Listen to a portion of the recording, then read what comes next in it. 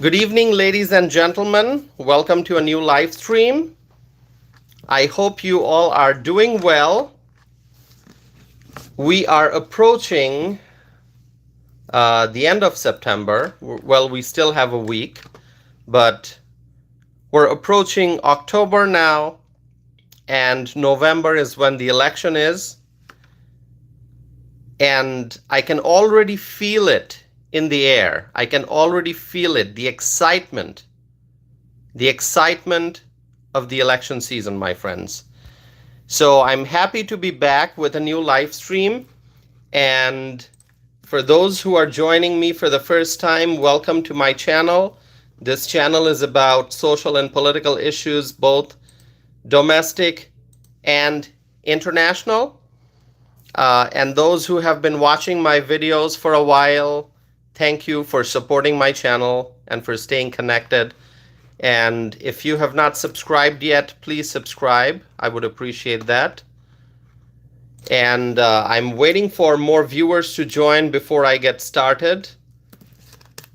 It is a Monday night. People may be busy, I don't know.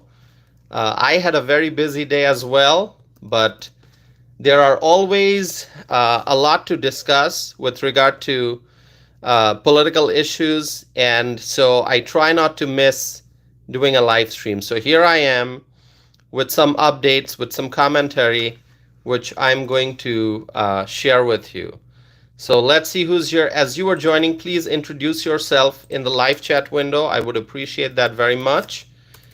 And if you have any questions, you can feel free to ask me the question. So my friends, as always, there's going to be a poll question, and what I will do is ask the poll question at the very start so that as viewers are joining, they can answer that if they choose to.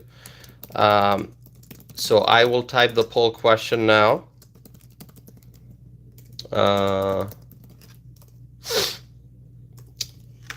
Give me 1 second as more viewers are joining. The question is, do you think that Donald J. Trump will win Michigan in the November 2024 presidential election? So that's my question. Do you think that Donald J. Trump will win Michigan in the 2024 presidential election? I'm going to start the poll, and please feel free to answer, because I want to get a sense of what my viewers are thinking. Okay, so I see some viewers have already joined. More are joining. Claudia is here. Michael is here. Amanda is here. Thank you all so very much. I'm going to get started. Breaking news. Some of you have already seen this. Some of you already know this. A very powerful endorsement has been made in the race for the White House. The mayor of Hamtramck, Michigan, has endorsed Donald Trump in the race for the White House. Now, who is the mayor of Hamtramck, Michigan? That may be the obvious question. His name is Amir Ghalib, and Mayor Ghalib has given his endorsement to Donald Trump. Now, if you have not heard this news, if you have not been paying attention, if you have been focusing on other states and maybe you haven't paid much attention to Michigan, whatever the case may be, if you are hearing this for the first time, you may be asking a question. You may be asking, Tausif, why is this significant? Why is this endorsement significant? Hamtramck is a suburb of Detroit. Detroit in Michigan. Everyone knows Detroit. Hamtramck is a suburb of Detroit, and it is a Muslim majority city in Michigan. And the mayor of this Muslim majority city has said that Donald Trump is the right choice for this critical time. This is extremely powerful. It is a very powerful statement, and it comes at a very critical time, really.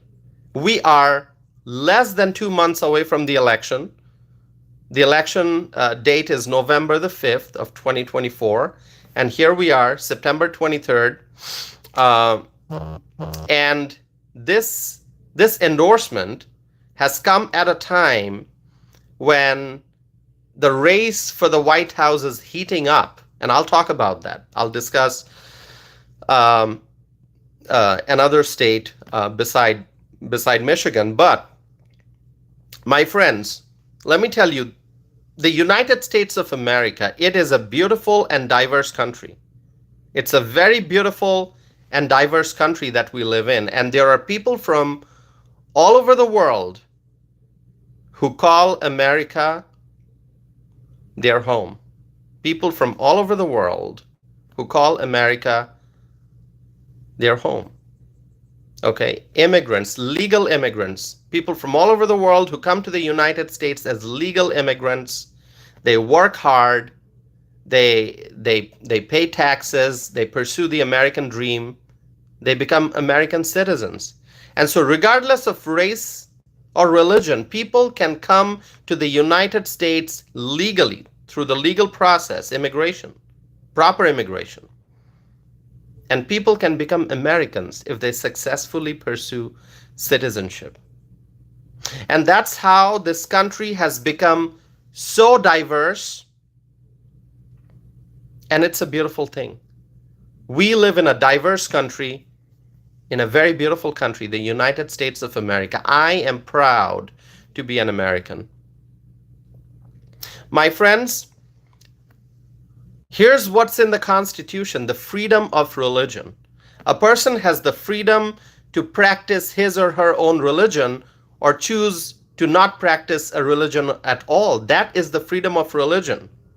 And here in the United States, there are so many people from a wide variety of religious backgrounds, people who are here and they are part of this great country and they are working hard every day to contribute to the growth and success of the United States of America. Now, my friends, Donald Trump, who I strongly support, and you all know that, Donald Trump is a bold leader.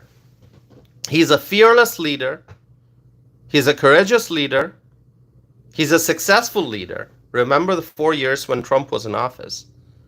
Those were great years. So Donald Trump, as a bold leader, he continues to receive support from diverse groups. Donald Trump, his momentum is increasing every single day. Support for Donald Trump is growing every single day, and he continues to receive support from diverse groups. And perhaps one of the most significant endorsements that he has received is the one from the mayor of Hamtramck, Michigan, Mayor Amir Ghalib of Hamtramck, Michigan, the mayor of a Muslim majority city.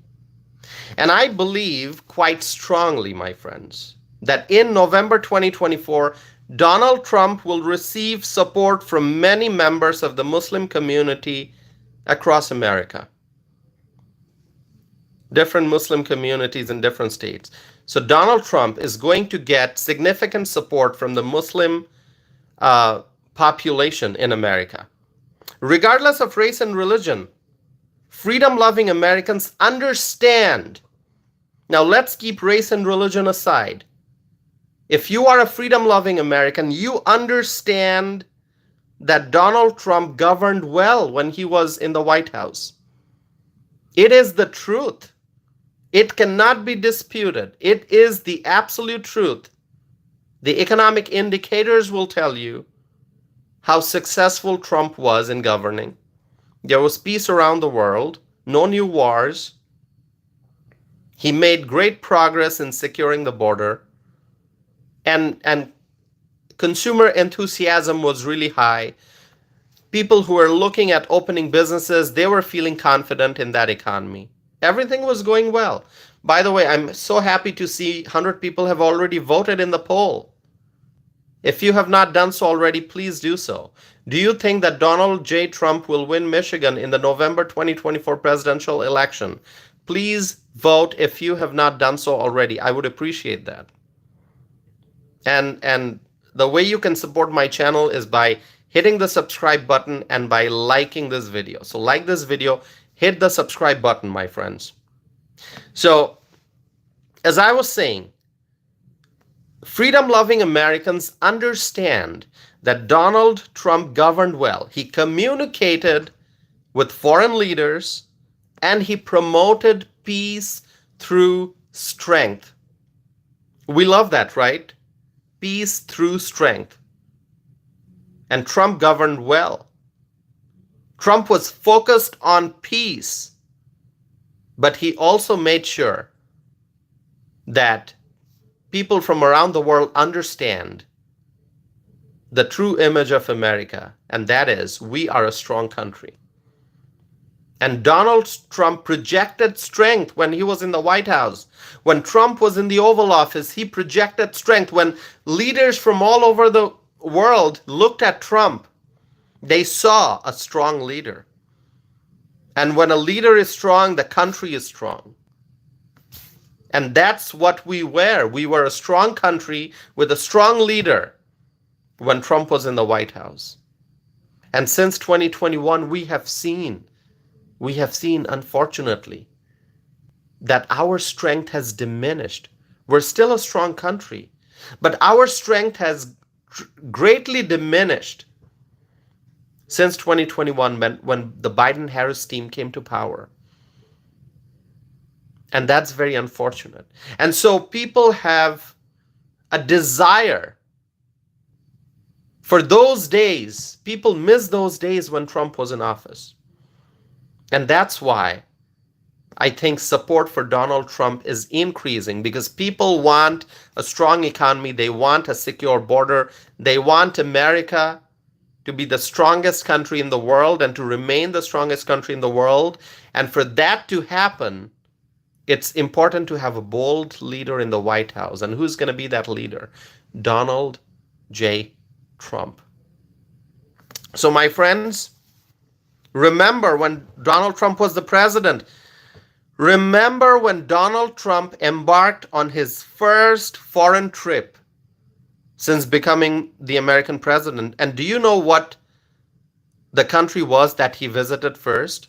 What was the country that what was the first country that Donald Trump visited after he became the president? I see lots of support for Trump in the chat window. Thank you. Thank you. Keep showing your support for Donald Trump in the chat window. 159 people have voted already in the poll. Overwhelming support for Trump. Most people are saying that they think that Donald J. Trump will win Michigan in the November 2024 presidential election. So please, let's continue the momentum of voting. And don't forget to like this video. Don't forget to subscribe. Thank you so much. So my friends, as I was saying, after Donald Trump became the US president, the first country that he visited when he embarked on a foreign trip was Saudi Arabia. Did you know that? You may know that. You may know that. You may remember that. It was in the news. It was big news. Saudi Arabia was the first country that Donald Trump visited after he became the US president, after winning the November 2016 election. It's just, I can't believe it's been that long. You know, I remember 2016 like it was yesterday, but here we are in 2024. So much has happened between 2016 and now that we're in 2024. So, first country that Donald Trump visited after becoming the US president, it was Saudi Arabia, a Muslim majority country in the Middle East. And I remember seeing the videos and the images of the grand welcome that Donald Trump received in Saudi Arabia, the grand reception that he got. What an amazing trip that was. And as I said, some of you may remember that very clearly. I remember because I was paying close attention to the news. There was so much of excitement in 2017, Trump's first year in office as the president. So I was paying attention to what Trump is doing, what actions he's taking, what policies he was promoting. I was paying attention to all of that. I mean, I'm not new in politics. I think you all understand that. Especially if you have been following my channel, if you've been listening to my podcast episodes, if you have been, watching my videos and reading my opinion pieces, then you know that I have been in politics for a very long time. I remember 2017. I was much younger back then. I think I'm still young, but obviously much younger back in 2017. There was so much of enthusiasm in me. I remember 2015. Okay, the year before the historic 2016 election. I remember 2016. I remember 2017. What a year it was. It was so exciting when Trump was sworn into office as the president. And I want to see that image again in 2025. I want to see Donald Trump being sworn into office as the US president again. And hopefully he'll win in November. My friends, as I'm talking, I see overwhelming support in the chat window. Thank you so much for your support. I truly appreciate, all the wonderful comments I'm getting, comments of support, comments of encouragement, comments of support for my channel, comments of support for Donald Trump. So, as I was saying, 2017, Donald Trump embarked on a foreign trip. He visited Saudi Arabia, a Muslim majority country in the Middle East, and I remember watching the news. I remember the amazing reception, the amazing welcome Donald Trump got. Okay, so if you don't remember any of that, maybe you didn't watch those videos or those images, just go look those up on the internet, okay? And I think you'll like it, okay? I mean, it's amazing history. And so most recently, Donald Trump reportedly met with Qatar's prime minister and also Qatar's emir in Mar-a-Lago in Florida. Okay, this was in the news, and Qatar also is a Muslim majority country. So Trump, now why am I saying all this? My whole point is Donald Trump is truly the leader who can govern an increasingly diverse country. The United States of America is an increasingly diverse country. Whether you look at racial diversity, you look at ethnic diversity, you look at religious diversity, and also diversity in terms of political viewpoints. People have different political viewpoints, liberals and conservatives and lots of independents. This is an increasingly diverse country, and Donald Trump is truly the leader who can govern this country well. Trump is the leader who can connect with and maintain great relationship with foreign leaders, Middle Eastern leaders, European leaders, Asian leaders, and more. Leaders all over the world. America is a symbol of peace. America is a symbol of strength, peace through strength.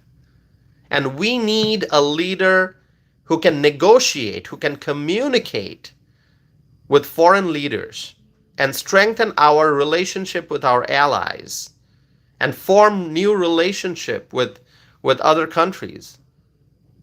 And we need to maintain our global leadership position. So my friends, who can make that happen? Donald Trump. Now, this endorsement that Donald Trump received from the mayor of Hamtramck, Michigan, Mayor Amir Ghalib, this may be one endorsement from one individual, but this, I believe, is a part of a larger shift. Growing number of Muslims will choose Trump this November. Pay attention to what I'm saying, my friends. Pay attention to what I'm saying.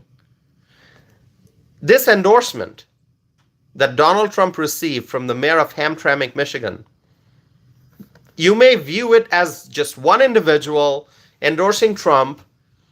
And why does it matter? I mean, it's natural if you want to know, what does it mean? It's just one individual voting Trump. Does it really matter? Yes, it does matter, because this one endorsement, I believe, is a part of a larger shift, which I stated clearly. Growing number of Muslim voters in America will choose Donald Trump this November. I think that the Democrats are taking the Muslim voters for granted. That if the Democrats are assuming that the Muslim voters will vote for them, they'll vote blue, they must think again. Because I think the Democrats are going to realize that they are losing support. They are losing support when it comes to the Muslim voters in America. The Democrats are probably thinking that the Muslim voters will vote blue, but that may not happen this time. Frankly, I believe, and you may agree with me, you may disagree with me, you are free to share your thoughts. Even if I cannot read all the comments in the live chat window during my presentation when I'm speaking, I do have the option to look at your chat window afterwards. After the live stream concludes, sometimes I go back and I look at the comments that I missed. So, if you're writing a comment, if you're asking a question and you don't hear me read your question out loud, don't think I'm not going to read it. I will read it afterwards, okay? So if you have any question, any comments, let me know, okay? So I will tell you this. I believe that a big part of the Muslim voting population in America will choose Donald Trump this November. I'm making a bold prediction here. I'm making it live. So after November 5th, we can look at the election data and we can analyze and see if what I'm saying is true or not. But that is what I frankly believe.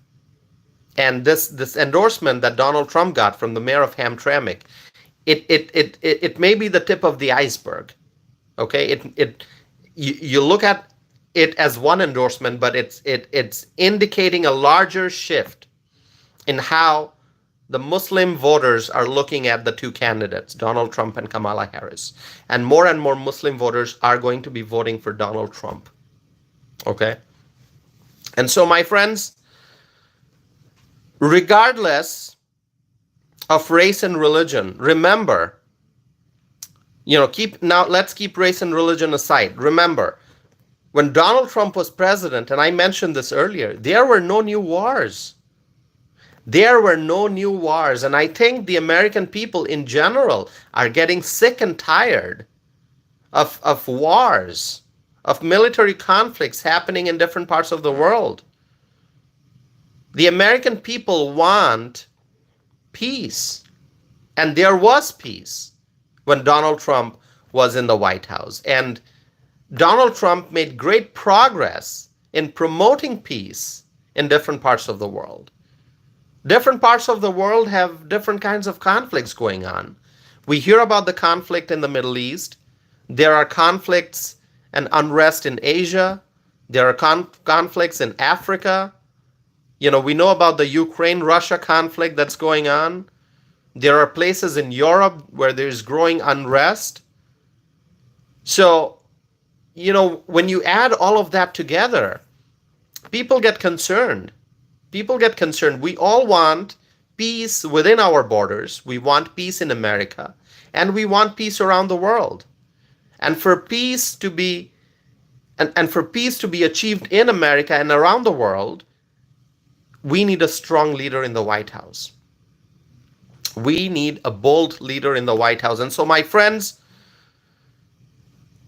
people remember the progress that Donald Trump and his administration made when he was in office.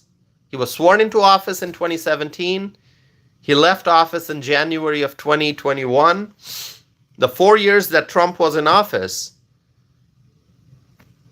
Trump and his administration made great progress in promoting peace around the world. So, and let me just give you one example, and you're gonna love this. Remember that Donald Trump met with Kim Jong-un? Do you remember Kim Jong-un? Who remembers Kim Jong-un? Kim Jong-un, the leader of North Korea, okay? Trump met with Kim Jong-un in person. You remember that, right? Trump stepped into North Korea. Donald Trump, he stepped into North Korea. He crossed the border, the North Korea-South Korea border, and he stepped into North Korea as the sitting US president, along with Kim Jong-un. Kim Jong-un and Donald Trump met, they spoke, and they walked towards North Korea. How unbelievable was that? Who could have ever imagined, like prior to Donald Trump being elected, okay? So go back to 2015, 2016, even go back further, 2014. If somebody would have said, you know what, there's going to be a US president very soon who's going to set foot in North Korea, who's going to meet with the North Korean leader and go across the border and step into North Korea. Prior to Donald Trump's election, if somebody would have said that to you, would you have believed it? A lot of people would have said, you know what, that's never going to happen. North Korea is an adversary. It's never going to happen. A US president will never set foot in North Korea. People would have said that. And if somebody would have drawn that conclusion, it would not be illogical, right? I mean, think about what the world was like, in 2012, 2013, 2014, 2015. A lot of people didn't even believe that Trump would be president, right? Remember if you search on the internet, you're going to find like those video clip collections, from different television personalities and how they were reacting to Donald Trump's announcement that he was running for president. This was before he became president. Remember Trump coming down the elevator and making the announcement, announcing his candidacy.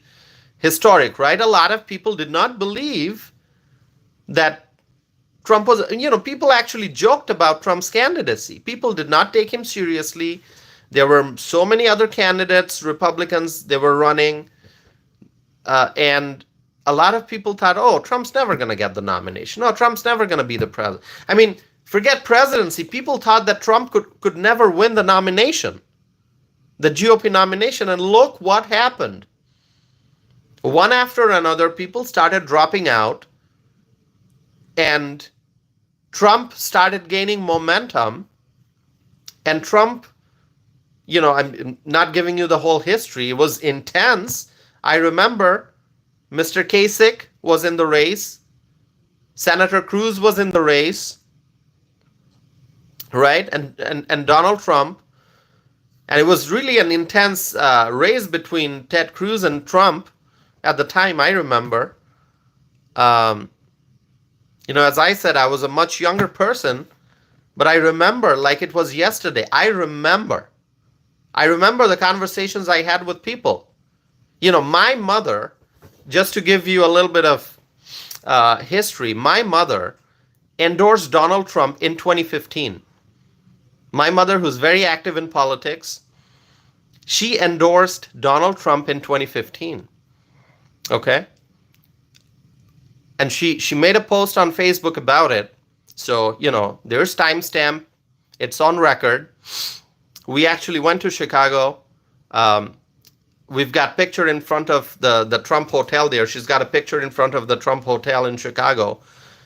She posted that and endorsed Donald Trump. This was in 2015. And so we knew, my mom and I, we both knew that we're supporting Trump. There were many Wisconsinites who were supporting Ted Cruz. The Republicans in Wisconsin, they were actually split Some were strongly supporting Trump, and some were strongly supporting Ted Cruz. But my mom and I, we supported Trump starting in 2015, okay? And so, I remember those days like it was yesterday. And think about what Donald Trump has accomplished. Just, keep everything aside. Just think about the fact that Donald Trump walked into North Korea. I mean, when I say that we need a bold leader, we need a strong leader, when I say that, these are not just words. These are not just words, okay? When I say Trump is bold, Trump is strong, Trump is brave, these are not just simple words. These words have strong meaning. These words have strong meaning. For a US president, for a sitting US president to walk into North Korea, and if you watch that video, you know what you're going to hear? You're going to hear clicks. Like click, click, click, click, click, click. I mean, I don't know how many photographers were there, how many cameras were there, how many pictures they took. But you look up that video. You look up that video of Kim Jong-un and Trump walking towards North Korea, crossing into, Trump crossing into North Korea. You're going to hear like click. I mean, probably one of the biggest historic moments in America. I mean, really, when you analyze, I'm not a presidential historian, okay? But there are brilliant presidential historians who study the lives of presidents. They write books on presidents, right? That moment, I think, when Trump walked into North Korea, it's probably one of the most significant moments in American history. I mean, it shows the strength and the bravery of a US president. Unbelievable. Unbelievable. Okay? I mean, if there was a meter, if there was like a way to like measure bravery, to measure like how bold you are, how strong you are, that gauge, that meter would not be able to, measure Trump's bravery. It's like sky high. It's sky high. Do you agree with me? If you agree with me, just write yes, okay? I am looking at the chat window. Frederick writes, no other president could have done it. Exactly. Walking into North Korea, who could have done it? No one, just Trump. So that's why, I went on a long side note, I feel like, talking about North Korea. But really, that shows, and I've watched that video numerous times, that shows how strong and bold Donald Trump is. So the question is, do we not want a leader who can negotiate with the other leaders of the world, other leaders around the world? And if we want to successfully negotiate, if we want a president who can successfully negotiate with other leaders around the world, heads of other states, heads of other countries, who's the right person? Who's the right person for the job? Do you know? Do you know who the right person for the job is? Somebody wrote The Art of the Deal. Exactly. I've read that book. I have read that book. It's actually right here. I've said it before. I have lots of books in my room. 2 shelves full of books, and then more books just piled up here on the floor. So my friends, let's come back to Michigan. Michigan is a battleground state. It has 15 electoral college votes. Quite a major state, when you look at the battleground states. And Michigan has a big Muslim population. I think many people know that. If you're like me, if you're studying the different states, paying attention to what's happening in the battleground states, then you already know this. Michigan has a big Muslim population. This endorsement that Donald Trump received from the mayor of Hamtramck, Michigan, this endorsement is going to increase Donald Trump's support among the Muslims in Michigan. And it may give Donald Trump a tremendous advantage in Michigan this November.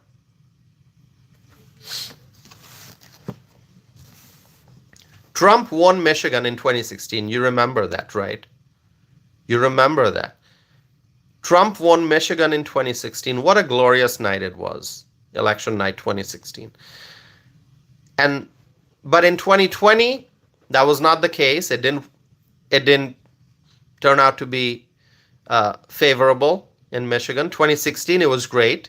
Trump won Michigan. 2020, the results were different. But I do believe that in 2024, Michigan will once again vote for Trump. Michigan will once again vote for Trump. That is what I strongly believe. And that's why I put this question in front of you, because I want to understand whether you all agree with me or whether you have a different viewpoint. That's why I asked the question, the poll question. It says, do you think that Donald J. Trump will win Michigan in the November 2024 presidential election? More than 700 people have already voted in the poll. So I appreciate that. I see some comments like William is writing Trump. Thank you. I haven't read much of the comments today because I have some important message to share. So I'm trying to stay focused. But trust me, I do look at the comments while I'm speaking, while I'm doing the live stream. And also after the live stream ends, I do go back and look at the comments. So, viewer writes, I'm from Michigan. Okay, well, if you are from Michigan, please write Michigan in the live chat. Just write Michigan and hit, hit the send button. Because that will visually tell me how many people are from Michigan here, okay? If you're watching from Michigan, write Michigan. I love Michigan. I think of 2016 when Trump won Michigan, and I would like to see a repeat of that. I would like to see a repeat of 2016. Cassie writes Michigan. Awesome. John writes Michigan for Trump. That's wonderful. That is wonderful. So my friends, by the way, please, I always ask for this because I have to remind people that, hey, if you want to support my channel, please subscribe. I do live streams every night. So if you subscribe and support my channel, I would appreciate that. So my friends, as I was saying, Trump won Michigan in 2016. 2020 was not as we the Republicans had hoped, but I believe that in 2024, Michigan will once again vote for Trump. Now, Mayor Amir Ghalib's endorsement will play a key role in helping Trump win the state. I know there are other cities in Michigan and there are other mayors in Michigan. There are other key leaders in Michigan. But this endorsement from Mayor Ghalib will play a key role in helping Trump win the state. This is what I believe. You can certainly let me know your thoughts. If you disagree with me, let me know that. If you agree with me, let me know that. 65 likes on this video already. Thank you so much. 45. Can I get like 35 more likes so we can reach 100? I would appreciate that. You know what happens when you like this video? This video reaches more people. Okay, so every time, every like, every thumbs up helps me reach more people, helps me spread my message to more people. And I do live streams regularly. I do live streams every night. I think starting in August, I've been doing live streams since January, but starting in August, I have been doing live streams every night, not missing a single day, except just this past Saturday when I made a trip to Chicago, and you know wasn't able to do a live stream. But I had announced that ahead of time, so I didn't want people to expect me to do a live stream and me not doing a live stream. So I wrote a message, I put a post on YouTube sufficiently in advance so that my viewers, my lovely viewers, would know that, hey, Tassif's not going to be doing a live tonight. So that was on Saturday, but then I've been back. Sunday I did a live stream. Here I am. Monday night I'm doing a live stream. I am in Wisconsin, by the way, for those who are tuning in for the first time, those who don't know who I am, those who may be wondering, like, who's this guy? I'm Tassif Anam, here in Madison, Wisconsin, beautiful city of Madison, state of Wisconsin. And on this channel, I talk about social and political issues, both domestic and international. So, regardless of your political views, you may be a liberal, a conservative, independent. If you have interest in learning more about contemporary affairs, current affairs, if you have an interest in discussing social and political issues, domestic and international, please subscribe to my channel and stay connected with me. So my friends, this endorsement, so going back to the endorsement, by the way, 84 likes so far. If I could get 16 more, it would be 100. That would be great. And then I'll keep asking for more likes, okay? So we can go past 100. I've even received on one of my videos more than 300 likes. So, the more likes I get, the better. It helps me reach more people. And those who are here for the first time, thank you so very much for being here, for supporting, and for subscribing. So my friends, this endorsement by the mayor of Hamtramck, Michigan, this endorsement has drawn national attention. And it will also help Trump in many other states with Muslim voters. So this is not just about Michigan. This endorsement that Trump received from a Muslim mayor, it's going to help Trump in many other states where there's a big Muslim population. And there's a big Muslim population in New York. Obviously, New York is a very, very diverse state, New York City in particular, but New York State in general. There's a big Muslim population in New York. So this endorsement in Michigan is also going to help Trump in New York. I strongly believe that. You may disagree, but I strongly believe that. Whatever I'm saying, that's my belief, that's my analysis. And if you remember, Trump recently held a rally in New York State. Actually, he held two rallies. A few months ago, Trump held a rally in New York City, and then recently he held another rally in New York. This time it was, I think, on Long Island.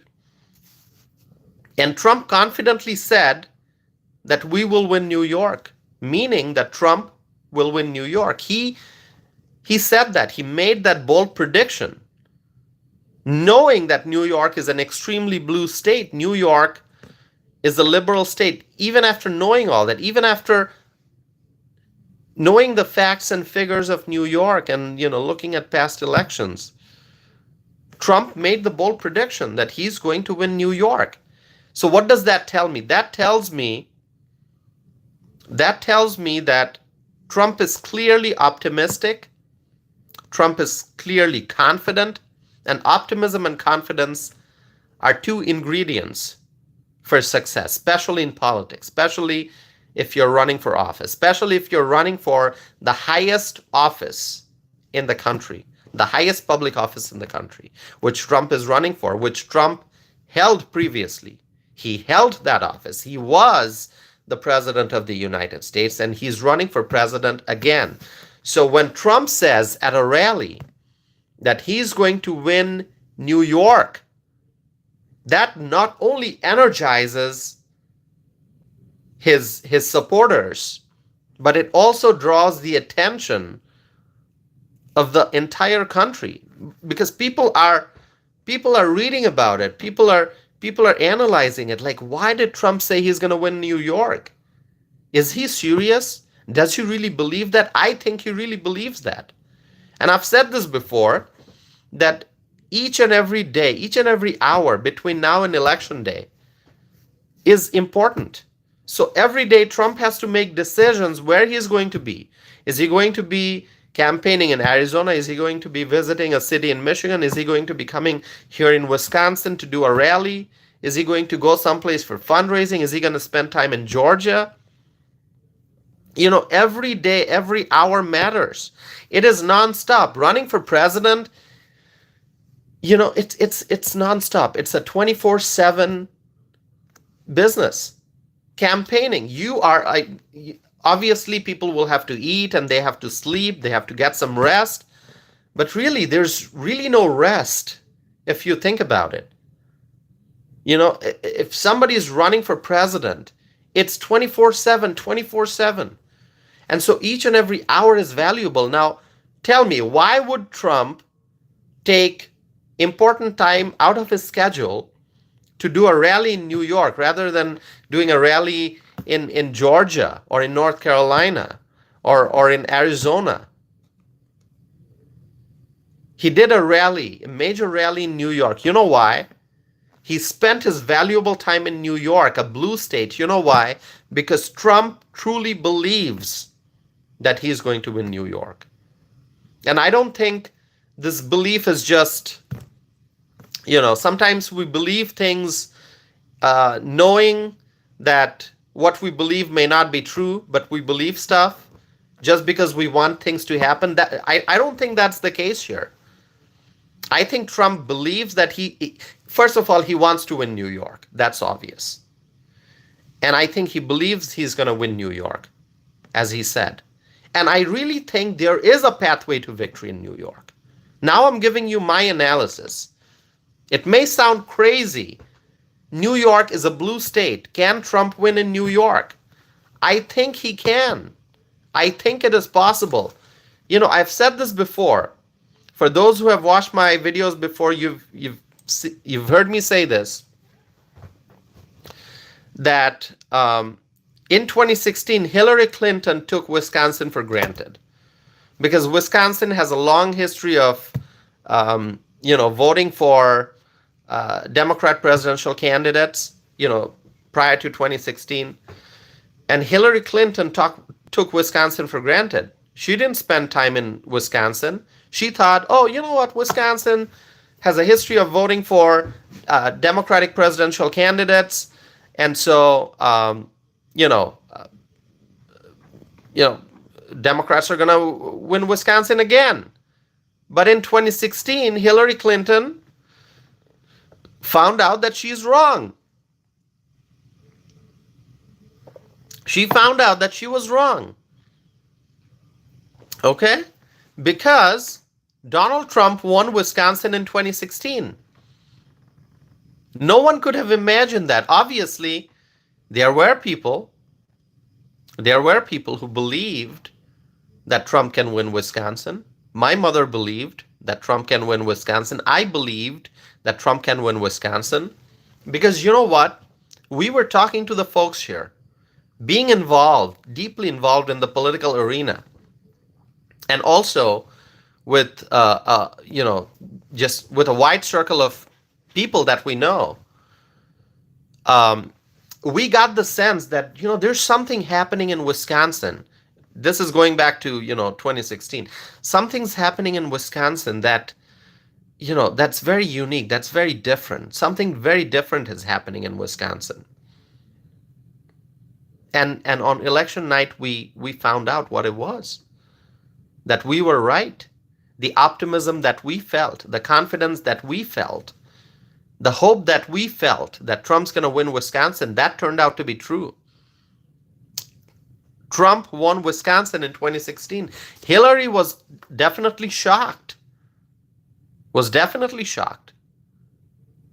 And so, as we look at New York, And I understand New York is different. It's not the same as Wisconsin. Wisconsin is in the Midwest. It's a much smaller population compared to the state of New York.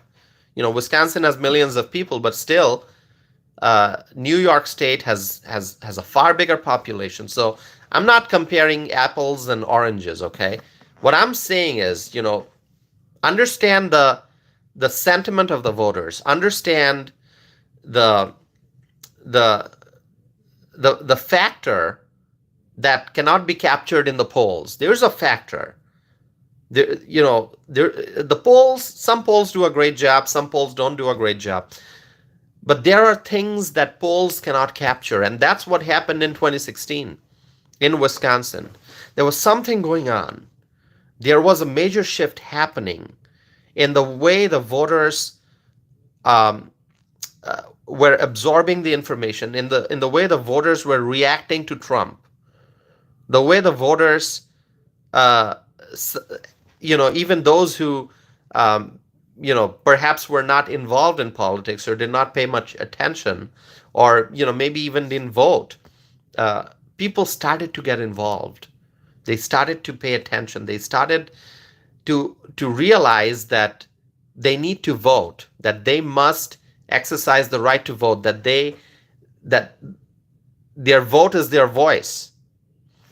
And that resulted in Donald Trump's victory in Wisconsin in 2016. So as we look at 2024 November, as we look at New York, I want you all to understand that there is a big shift happening. And when Trump says that he's going to win New York, I think he's right. I think he's right. It's not just him expressing his desire. It's not just him, dreaming of winning New York. He may actually end up winning New York. As crazy as it may sound right now, I think it is possible. It is possible. And this endorsement, so coming back to this endorsement, as I said, New York has a big Muslim population.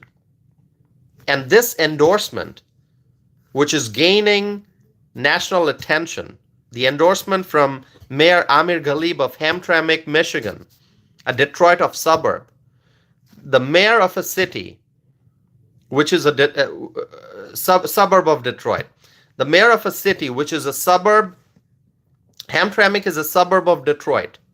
So the mayor of this city endorsing Donald Trump, a Muslim majority city endorsing Donald Trump, it's going to have a very, very large impact nationwide.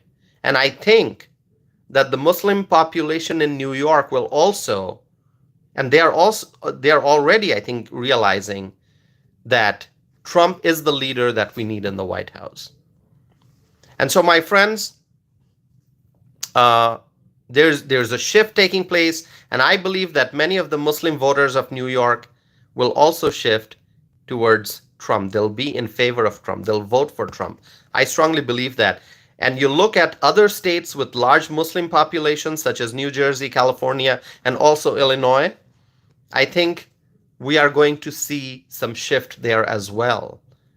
And I believe more and more people will support Trump. Okay. So, my friends, I think that the Democrats don't really understand the fact. The Democrats are not really understanding the fact that a huge shift is taking place in America. And it's not just in Michigan. It's not just in Michigan. It's taking place in America, and more Muslims are leaning towards the Republican presidential ticket. More and more Muslim voters will likely be voting for Donald Trump this November. Okay?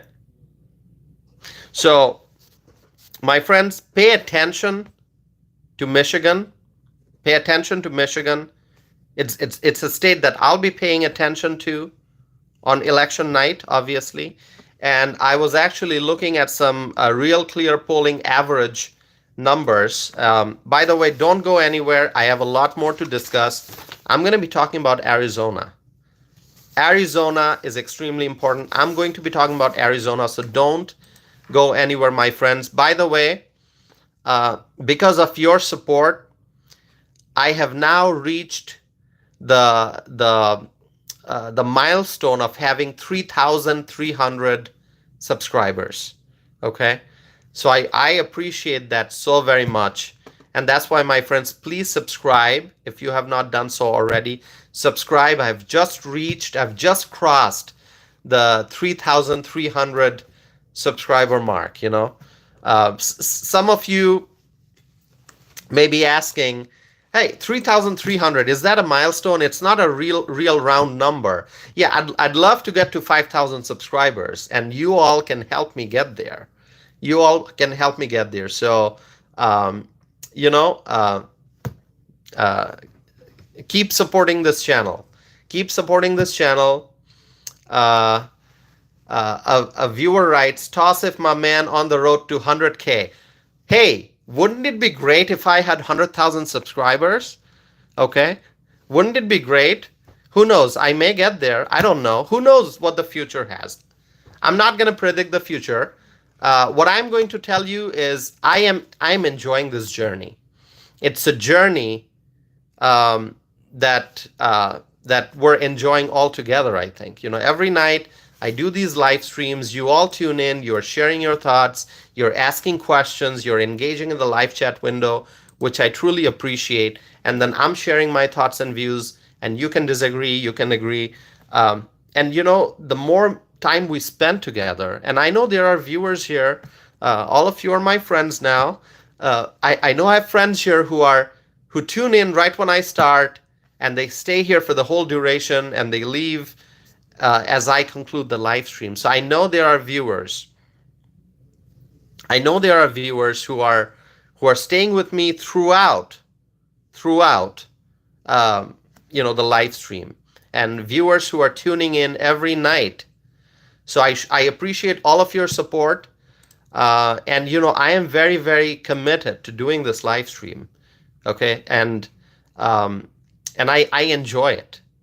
I really enjoy it, and I think for those who have been watching me speak for weeks now, or some for months, you understand that whatever I say from the heart.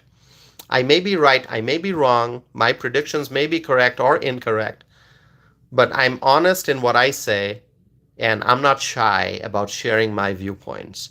So, when you subscribe, when you hit the like button, it really helps me. As somebody said, on the road to 100K, 100,000 viewers, that would be awesome. It's not impossible. I've just crossed the 3,300 viewers, subscriber mark. But let me tell you, each and every one of those viewers, I'm grateful to you all. I am very grateful for your support. On your end, it may be just that you're clicking one button, subscribe, and that's it. But that one button, that one click, it helps me reach more people. And collectively, when many of you click for once, all those individual clicks add up to where I am today, 3,300 subscribers. Okay? And hopefully this journey will continue. I am committed to coming in front of you with more information. By the way, this is not conclusion. I'm not leaving. I have more to talk about, but I'm just taking a little pause so I can share some heartfelt, gratitude. Okay? So, my friends, as I was saying, Michigan is a state that we all will pay attention to. Right now, the real clear polling average, and I'm going to bring up another screen here on my end. The real clear polling average shows that Kamala Harris is leading in Michigan. Okay, so I'm just sharing with you the facts. Real clear polling. You can go and look at the average on your end if you want to. By the way, let me bring up that screen. Give me 1 second. So real clear polling. I'm looking at Trump versus Harris, and I'm looking at Michigan. The RCP average shows that Harris is at 49, 46.3% in Michigan, and Trump is at 47.6%. So Harris is at 49.3%. Trump is at 47.6%. So Harris on RCP, when you look at RCP average, the real clear polling average, Harris is ahead by 1.7 percentage points. 1.7.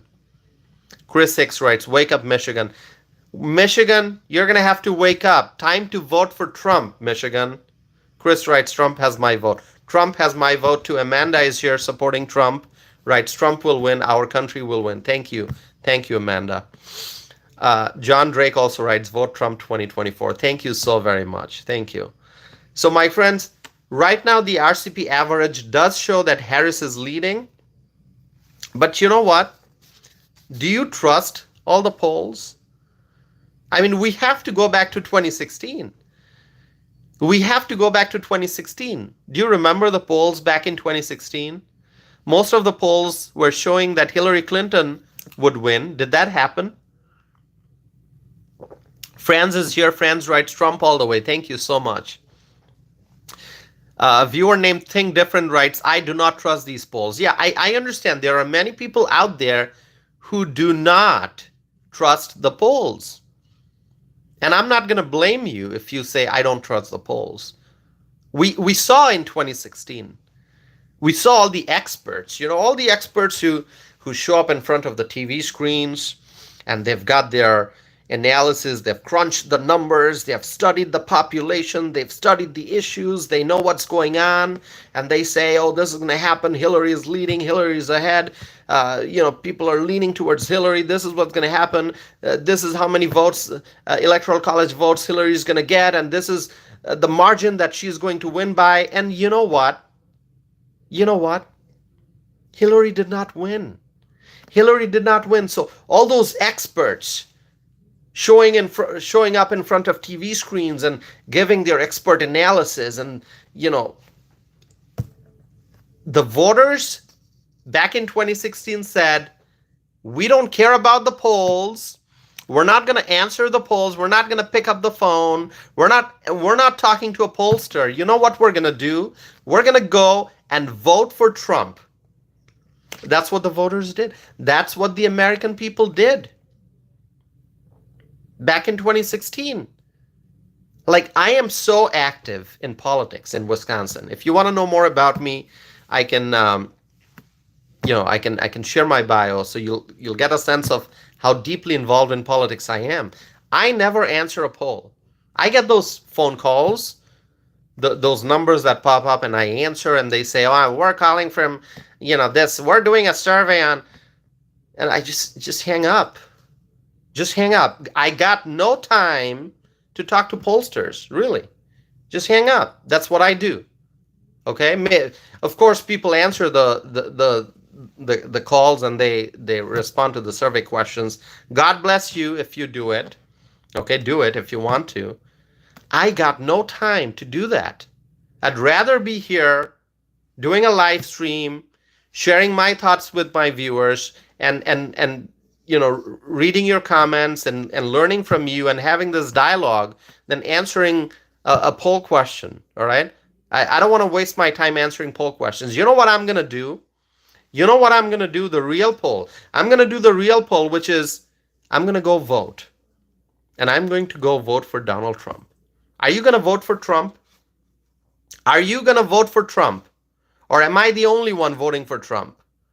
If you're going to vote for Trump, write Trump 2024 in the chat window.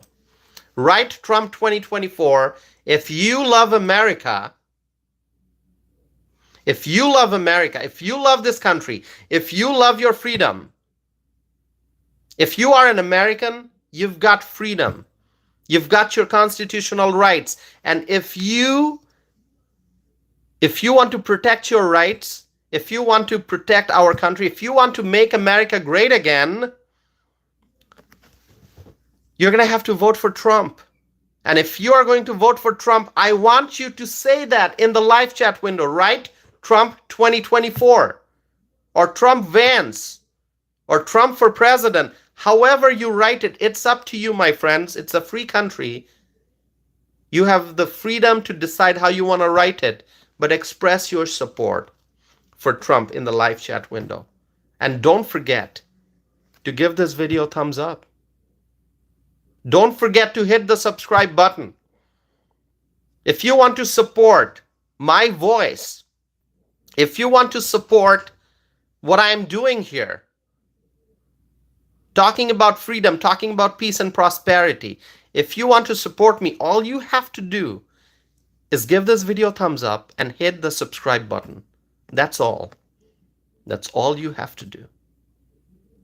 So my friends, the polls, going back to the polls, right? By the way, overwhelming support for Trump in the live chat window. You know, as I'm looking at it, I can see in the screen all the comments popping up. And it's a small screen because I'm using my phone to do the live stream. But I have a bigger screen right here. My laptop is right here. And if I need to read your comments in the bigger screen, I can. So I'm looking at the overwhelming support that Trump has among those who are tuned in for this video here. And more than 1,260 people have voted. It's 1,271 right now votes. The question is, do you think that Donald J. Trump will win Michigan in the November 2024 presidential election? 1,274 people have voted. So far, 65% said yes. That's optimism. That's confidence. That's hope. All those who are voting yes, to say that, yes, I think Donald J. Trump will win Michigan in the November 2024 presidential election. By voting yes, you are expressing optimism and hope. You are ready for a better future. When you vote yes, what that tells me is that when you vote yes, you are optimistic. You are getting ready for a greater future, greater than ever before. And you believe in MAGA, which is Make America Great Again. You believe in that. You know it is possible. Trump did it once. Biden-Harris came and ruined it. But Trump's going to do it again. And he is not alone. We keep talking about Trump. You think he's alone? No. Yes, of course, he's got a running mate. He's got a running mate, J.D. Vance. But that's not what I'm talking about. When I say Trump is not alone, what I mean is that there are millions and millions and millions of freedom-loving Americans who are supporting Trump. They are with Trump. They are going to vote for Trump. They are going to pray for Trump. So my friends, Trump is not alone in this. Trump may be the one whose name appears on the ballot, but Trump's not alone. Yes, as I said, he's got J.D. Vance as his running mate, but he's got millions and millions and millions of people who are praying for him, who are supporting him, who want to make America, who believe in his Make America Great Again vision. My friends, as I was saying, the RCP average shows that Harris is leading in Michigan. Trump at 47.6, Harris at 49.3. But I do believe, as I've expressed, that the polls are not capturing the reality on the ground, There are lots of people like myself who don't answer polls, but they go and vote. They look forward to the day when they can go and vote. As I'm looking forward to the day when I'm going to go vote. I'm going to do, if you ask me, I'm not going to wait for election day. I'm going to go do the in-person absentee. I'm going to do the early vote. States have early voting options, Check with your local and state officials to find out if you can vote early, I guess different states have different rules and deadlines and timelines. So, whatever state you are in, um, check with your local and state officials to get the details um, regarding the voting deadlines. But here in Wisconsin, I am going to be voting in person early. Okay? Because November 5th, really, here in if you know anything about Wisconsin or anything about the Midwest, then you know that November, we may have a bright and sunny day on November 5th, or we may have snow. You never know what the weather is going to be like. And then obviously we have our personal lives. There may be a medical emergency. There may be somebody sick in the family. There may be an emergency, whatever. So many things can come up. Life may happen, right? Your car may break down. Let's say you're on your way to the polling location and, your car breaks down. What do you do then? So, so many things can happen. And that's why I have made the informed decision to vote early in person. So I'm in the city of Madison. I'm going to be following the city of Madison, as a resident, whatever the voting guidelines are. I'm going to find out where I need to go to vote early in person. And I'm going to vote early in person. I'm not going to wait for November 5th. If you wait for November 5th, that's fine. If you're confident that you're not going to miss the voting, go right ahead. I have voted on election days, but I do prefer to vote early in person. So that's what I'm going to do. And like I said, voters like me, the polls are not going to capture voters like me. I don't answer poll questions. I don't answer surveys. When they call you and they have questions, I don't do that. But I vote. I vote, my friends. So, talking about polls, trust a poll if you want to. Don't trust it if you don't want to. It's up to you. So, talking about polls, I need to talk about Arizona. Arizona. Scott Wells writes, thanks for all you do. Thank you, Scott. I appreciate your support. Thank you so very much. Let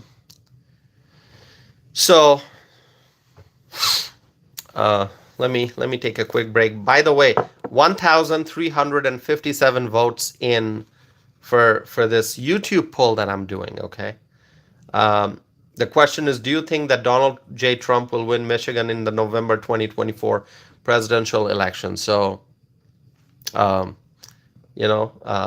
click on whatever you think the answer is, yes or no. And I still have a lot to talk about, but before I end this live stream, I will end the poll, and then I will report the numbers. So thank you so very much for your support. I truly appreciate that.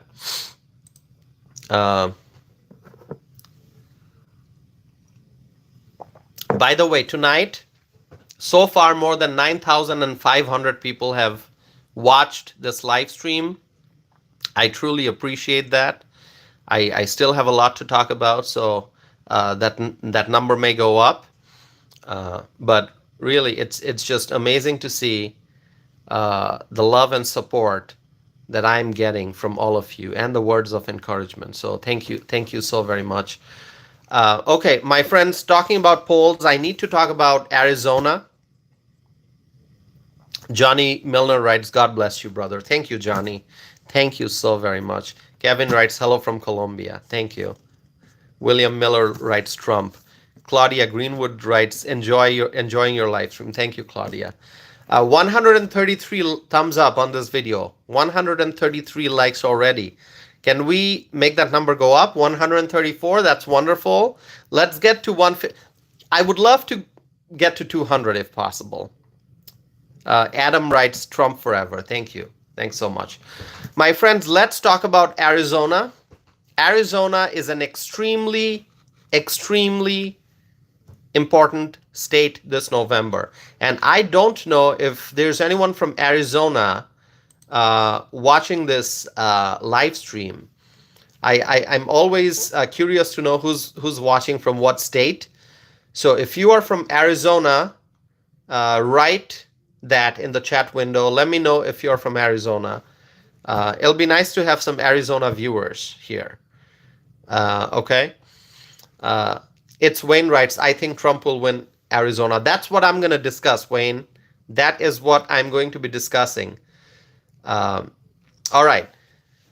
Arizona is an extremely important state this November, but there's something going on in Arizona which is quite confusing. I'll be honest with you. See, I present the facts, I present the truth. Obviously, I share my personal political viewpoints, but I try to be objective in my analysis because I want you all to, get the facts. And if you disagree with the facts, or if you have other viewpoints, or if you think I'm wrong in the information with regard to the information I'm presenting, let me know that. But there's something going on in Arizona that's quite confusing. So we know that Donald Trump needs to win Arizona. He knows the electoral college votes from Arizona. But there's also a U.S. Senate race going on there. Did you know about that? I know many of you do know about it because you're paying attention, and I've also talked about Arizona previously. So there is a U.S. Senate race going on in Arizona. Kari Lake, the Republican, versus Ruben Gallego, the Democrat. And I may be pronouncing his last name maybe not so properly. Gallego, is it Gallego? Let's see.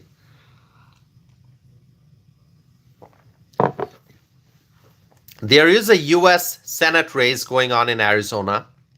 It's Kari Lake, the Republican, versus Ruben Gallego, the Democrat.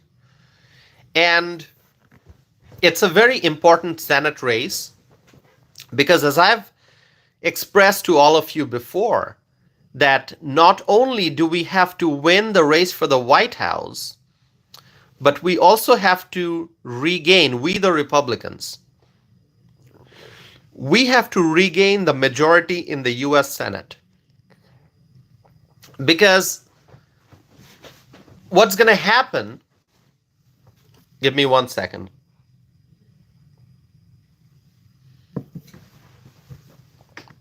If Trump wins the White House, if Trump becomes the president again, but the Democrats keep the majority in the U.S. Senate, you know what the Democrats are going to do? The Democrats are going to block Trump at every step. They are going to block Trump at every step. They are going to, put roadblocks on Trump's path to success. When Trump succeeds, we all succeed. If Trump is in the White House, he's got the Make America Great Again agenda, and let's say he's moving forward at full speed to achieve all the things that he needs to achieve. And if he's successful, who wins? We all win. We, the American people, we all will win if Trump is successful. But what's going to happen is if we, the Republicans, if we fail to regain the majority in the United States Senate, okay, if Trump is in the White House, but in the U.S. Senate, the Democrats keep control, if they have the majority in the U.S. Senate, they are going to block Trump from being successful. Let's say if Trump needs funding for completing the border wall, the Democrats in the Senate, they are going to block Trump from getting the funds.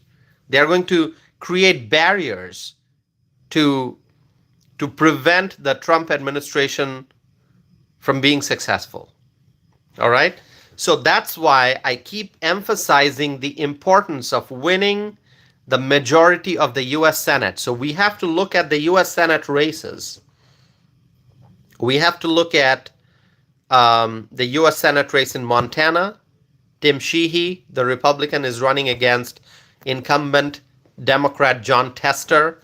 And I sure hope Tester loses. I sure hope Tester loses this time. Okay? I'm like, Montana, you gotta make the right decision. John Tester has to lose.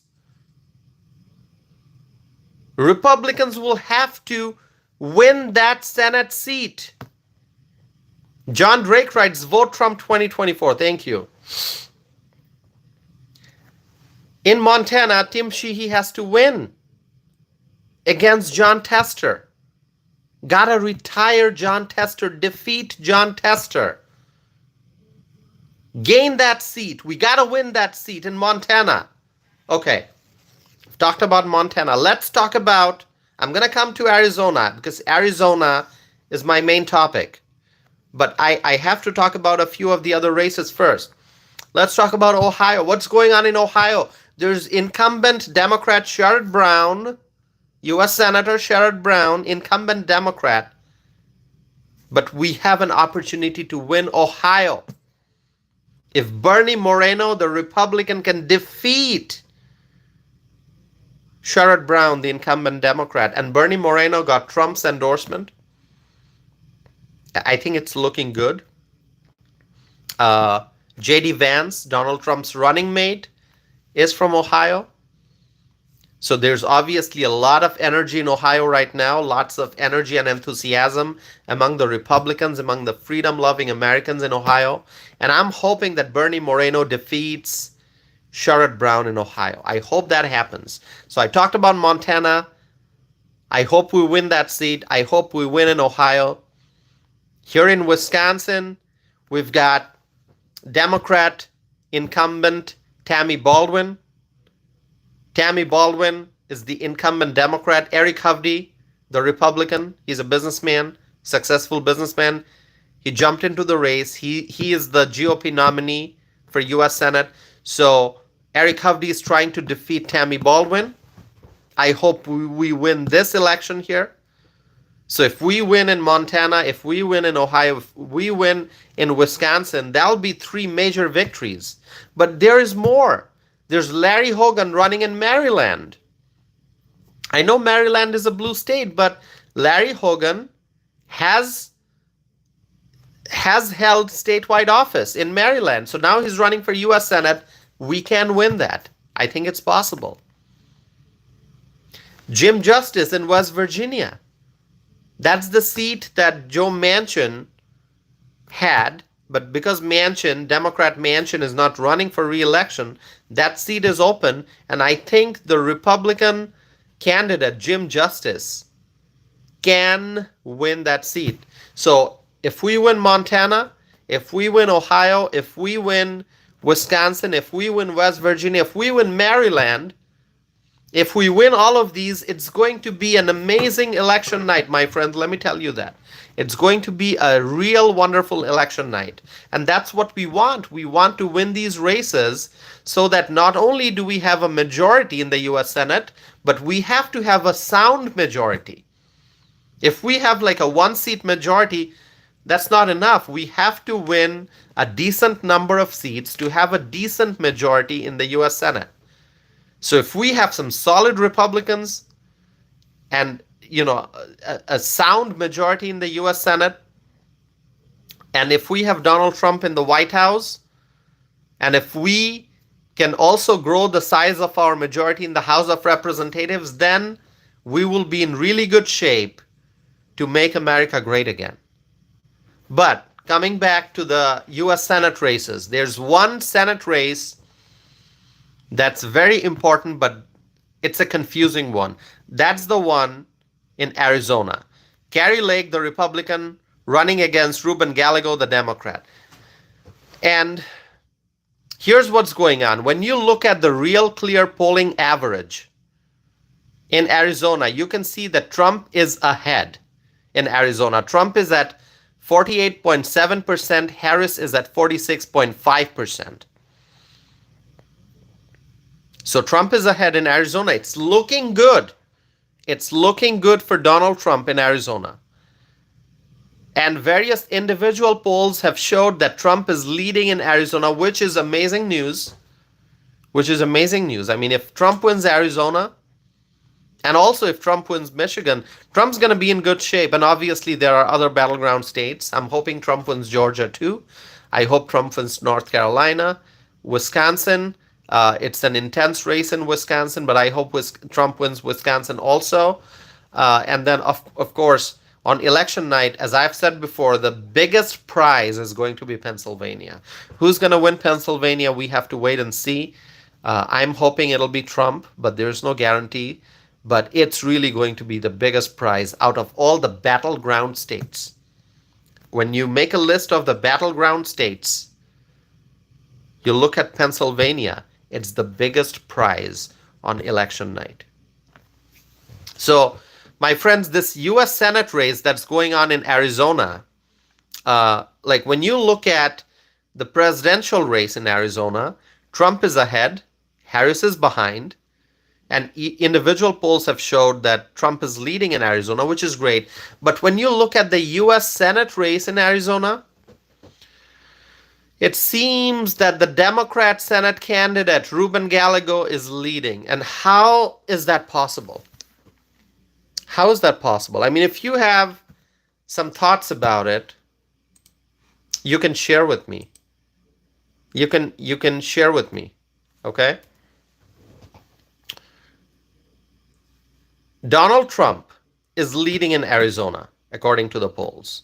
The real clear polling average shows that Trump is ahead. Republican Trump, Republican presidential candidate, presidential nominee Donald Trump. But in the same state, when you look at the U.S. Senate race, how is Ruben Gallego leading? How is the Democrat leading? How is the Democrat ahead? How is Kari Lake behind? Dana is here. Hello, Dana. Good to see you. By the way, I am seeing your comments pour in, which is amazing.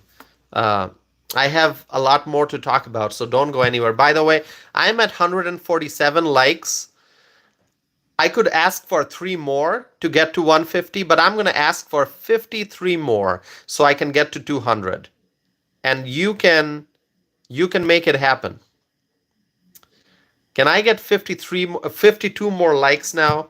Because it's now at 148. 52 more likes, 52 more thumbs up, so that I can get to 200. It is possible because I know many viewers are watching this. All right. So thank you. I have to take a little break and ask for your support. By the way, the subscriber numbers right now is 3332. So 3,332, which is amazing. Let's get it to 3,350. That would be awesome. It is possible. There are new viewers who are coming in, watching this video. And the more thumbs up I get, as I've said before, the video reaches more people. And I get more viewers. And that way we can grow the size of this community of freedom-loving people. So please support this channel and don't go anywhere. Okay, I have more to say. Okay, I just have to make it clear that you don't think that this live stream is coming to an end. It's not. I have more to talk about. So don't go anywhere. Just I have to pause for a little bit to ask for your support, which I get tremendous support. But I need more. 1,589 people have voted in the poll that I started here. The poll question is, do you think that Donald J. Trump will win Michigan in the November 2024 presidential election? 1,590 people have voted. 65% voted yes. So it is amazing. Thank you so very much. Let's keep voting, and before I end the live stream, which, not so soon. I have more to talk about. But before I end the live stream, I'm going to be reporting the results. Okay, so stay connected with me, my friends. So let's go back to what I was saying. In Arizona, Trump is ahead in the polls, Republican, but then in the Senate race, Democrat Ruben Gallego is ahead. So Kari Lake is behind, and it's just mind-boggling. It doesn't make sense, because you would think in a state that if the Republican presidential candidate is ahead, then naturally you would think that the Republican Senate candidate is also going to be ahead, right? I mean, not necessarily, but usually if you are going to be voting for the Republican presidential candidate, then you're also likely to vote for the Republican Senate candidate and maybe the Republican House candidate, right? I mean, I know viewers here who are watching my channel, some of the viewers, at least one person today I think I saw, said that I'm voting for Republican just up and down the ballot, right? So, when I go and vote, I just vote for Republican for president, Republican for Senate, Republican for, governor, Republican for House. That's what I do, and that's what people usually do. Okay, not always, but that's what one would assume. But in the U.S. Senate race in Arizona, obviously we don't know. I mean, the election's not here yet. We don't know the poll results, or the election results. But looking at the polls, clearly, Ruben Gallego has the lead, and he's a Democrat running for Senate, and Trump has the lead. He's the Republican running for the White House.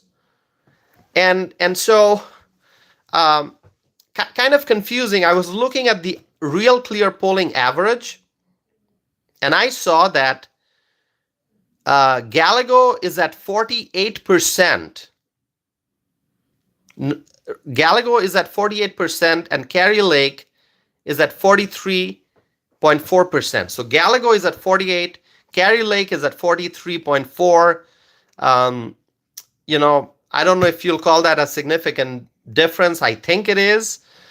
And it just makes you wonder what in the world is going on in Arizona. What is going on in Arizona? How can Republican Donald Trump be ahead and also Democrat Ruben Gallego be ahead? Two different races, but in the same state. So here's what I think is happening.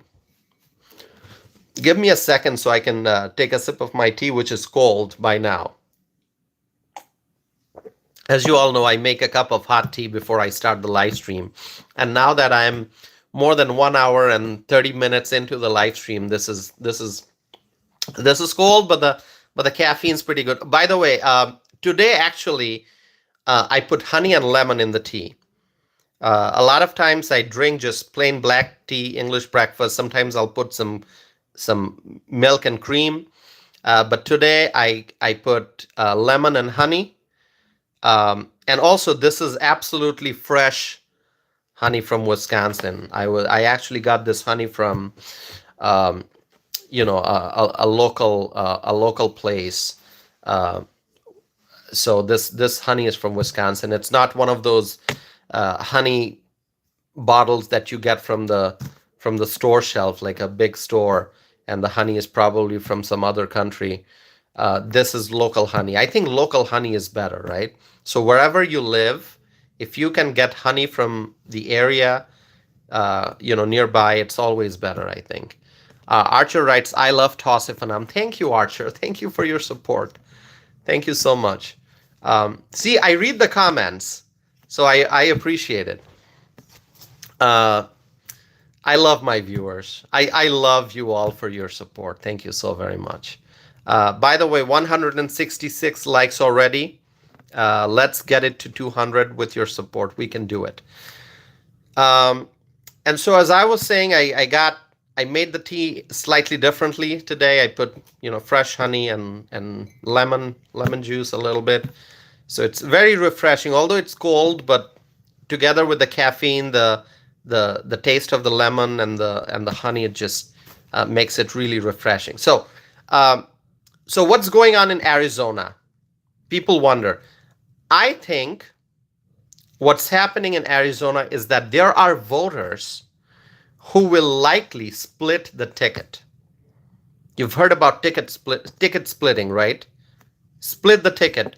That happens when a voter goes to the polling location, looks at the ballot, and votes for a Republican for one office, and then votes for a Democrat for a different office. So if somebody, for example, if somebody showed up at a polling location in Arizona, an Arizona voter, and if that voter decided that he or she is going to vote for Trump, Republican, for president, but then vote for a Democrat House candidate or a Democrat Senate candidate. So that's one voter voting for a Republican for one office, voting for a Democrat for another office. That's like ticket splitting.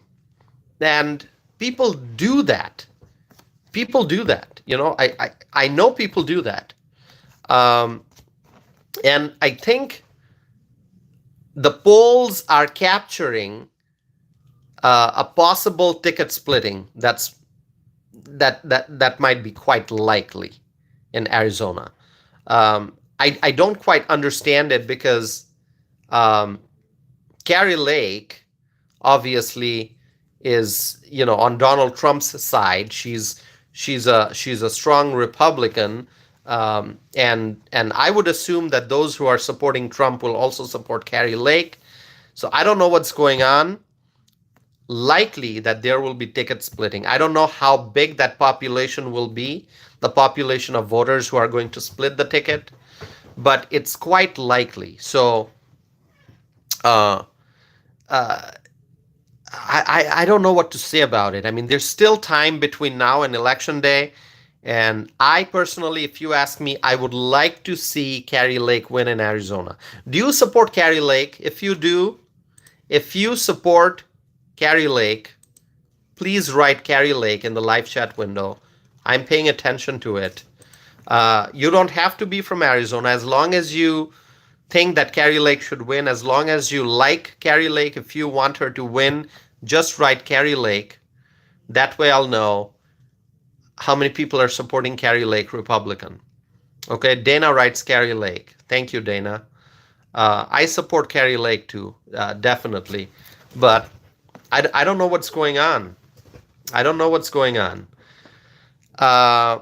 So I would like to see Kari Lake win in Arizona. By the way, I see people supporting Kari Lake.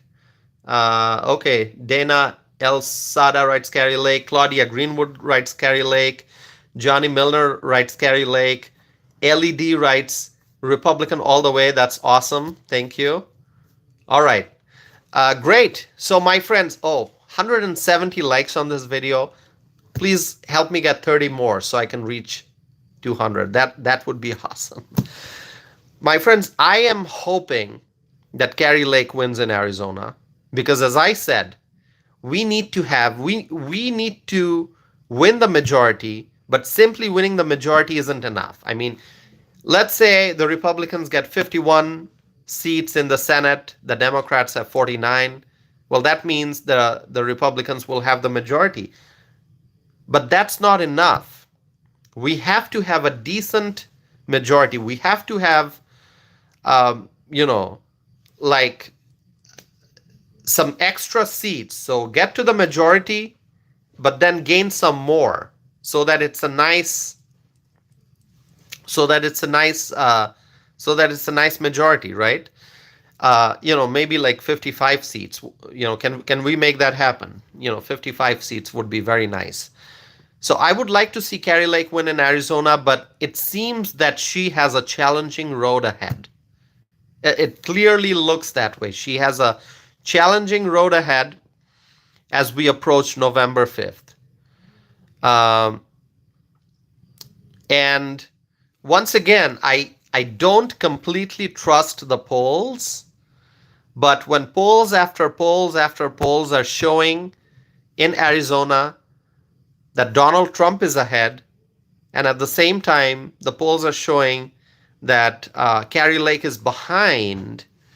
That makes me wonder what's going on. And ticket splitting is what may be likely. It's likely. It's likely that ticket splitting may happen. Um, it does happen. Like in 2022, in Wisconsin, in 2022, there was a race for the U.S. Senate. There was a race for um, the governor's office in Wisconsin. In 2022, there was a U.S. Senate race and there was a gubernatorial race. In that 2022 election in Wisconsin, the Republicans won the U.S. Senate race and the Democrats won the the Wisconsin governor's race. That happened in 2022. In Wisconsin, the Republicans won the U.S. Senate race and the Democrats won the Wisconsin gubernatorial race. And so people were wondering after the election, was there ticket splitting? Were people going and voting for Republican for Senate and then Democrat for governor? I don't know, but I think there was a chunk of the population that probably split the ticket, voted for Republican, voted for Democrat for two different races. So it does happen, and I think if you trust the polls, it's up to you if you trust the polls or not. But if you do trust the polls, I think that's what's likely in Arizona. Okay. There's not a lot of time between now and November 5th, and I still hope that Kari Lake will somehow be able to win. But I'm concerned. I'm concerned when I see the polls. She does need to win. And I've emphasized before that we, the Republicans, we need to win Senate races to secure a majority in the Senate, not just the majority in the Senate, but a sound majority in the U.S. Senate. So, my friends, keep an eye on Arizona. Please do that. Keep an eye on Arizona, and you can share with me your thoughts.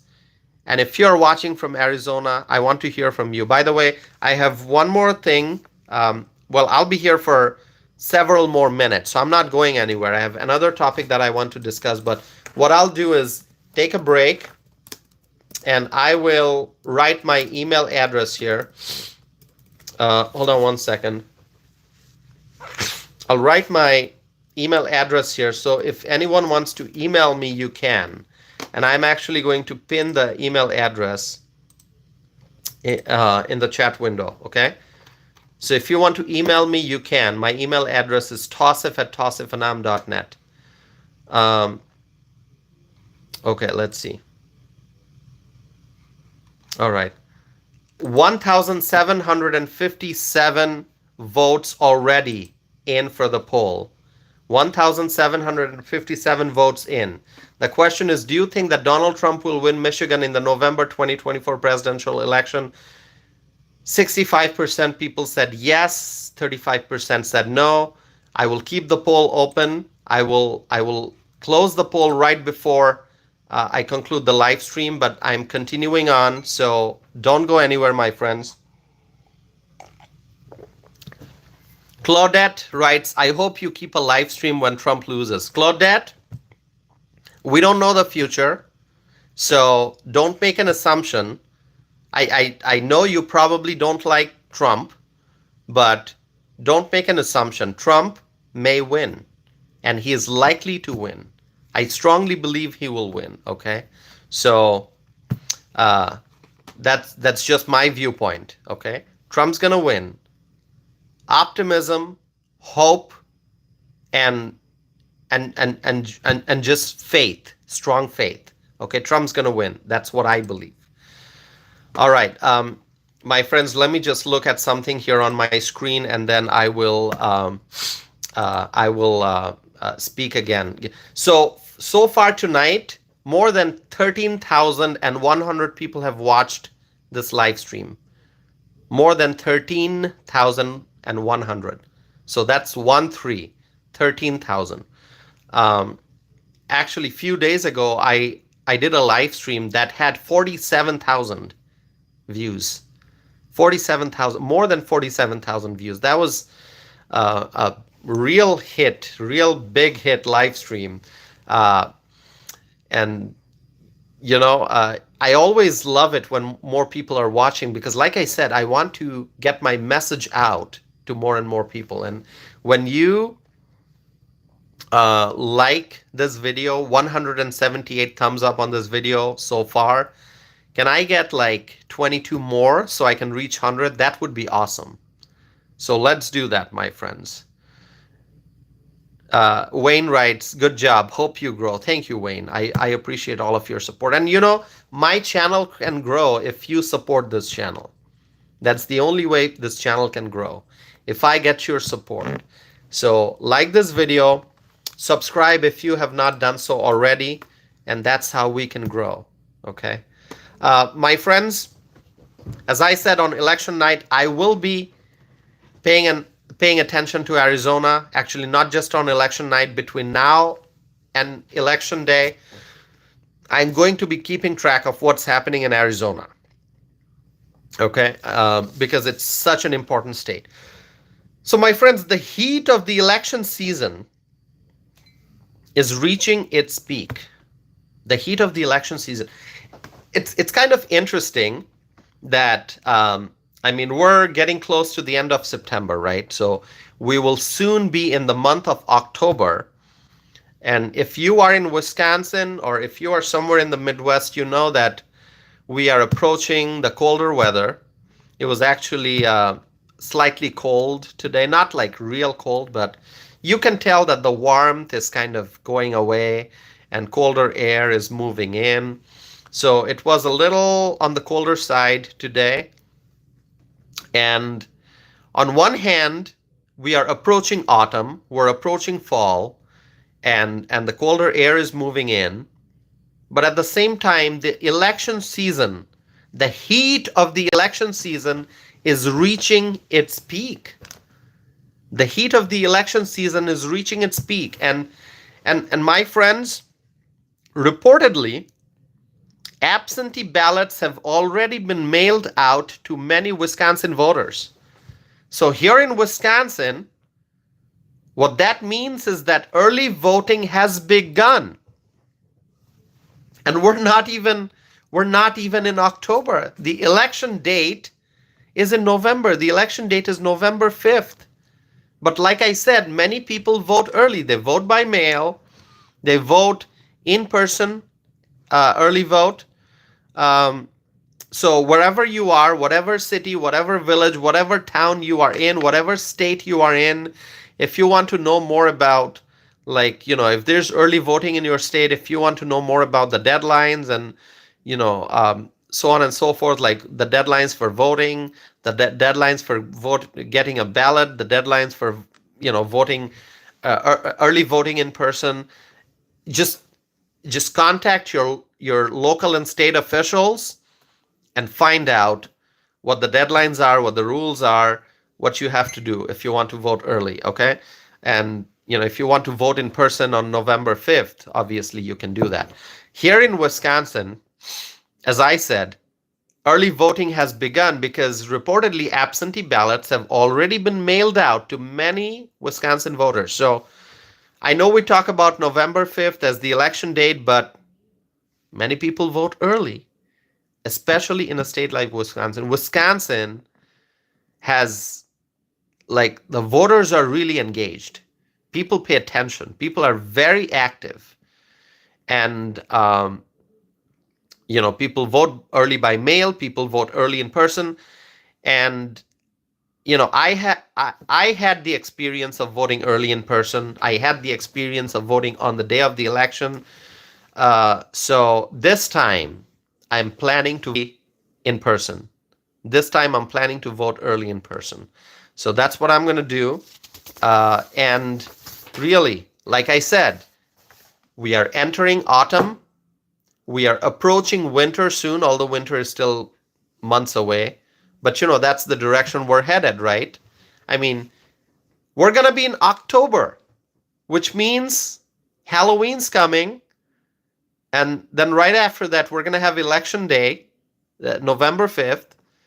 Um, so the weather's going to get cold, but the heat of the election season is going to reach its peak. It's going to reach its peak, my friends. October is a wonderful month. I like October. There's a reason why I like October so much. Okay, do you want to know the secret? Do you want to know why I like October? I'm actually waiting for October. You know why? There's another reason other than like elections. This is not connected to elections. There's a reason why I like October. I'll let you guess. Sylvia Johnson writes, "It's your birthday." That is correct, Sylvia. That is correct. My birthday is in October. So that's why I look forward to October. I mean, do I look forward to growing old? I believe in nature. So growing old isn't a problem. Actually, I believe that the older we are, the wiser we get, obviously. In life, we make good decisions, we make bad decisions, we make mistakes, we learn from the mistakes. And no matter how many books you read, no matter how many degrees you have, no matter how many PhDs you have, there are things that you learn from life that you can only learn with time, right?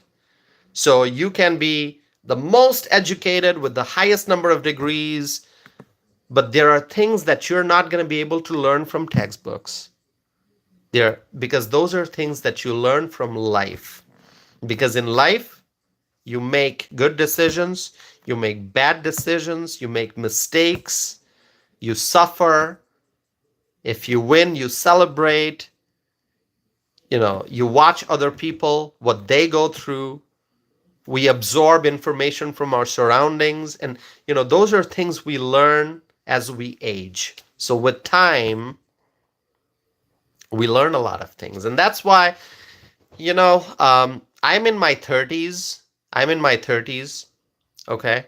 I'm no longer in my 20s. I'm in my 30s. I've been in my 30s for a while. And so it's like at some point you're like, birthdays are great, but birthdays remind me of getting old. And I don't want to get old. I want to be forever young. Okay? If I could, I would be forever 17 years old. Okay? But that's not possible because we have to accept nature. We live in nature. We are part of nature.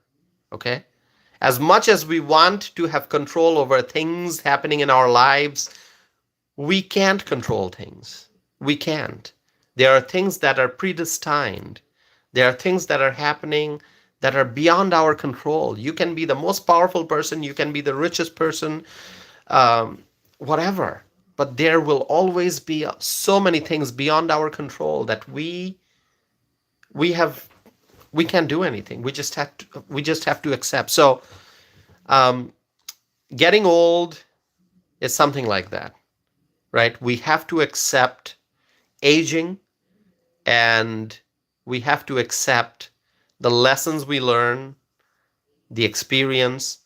And so, my friends, October, I'm looking forward to October. I'm going to be older in October. And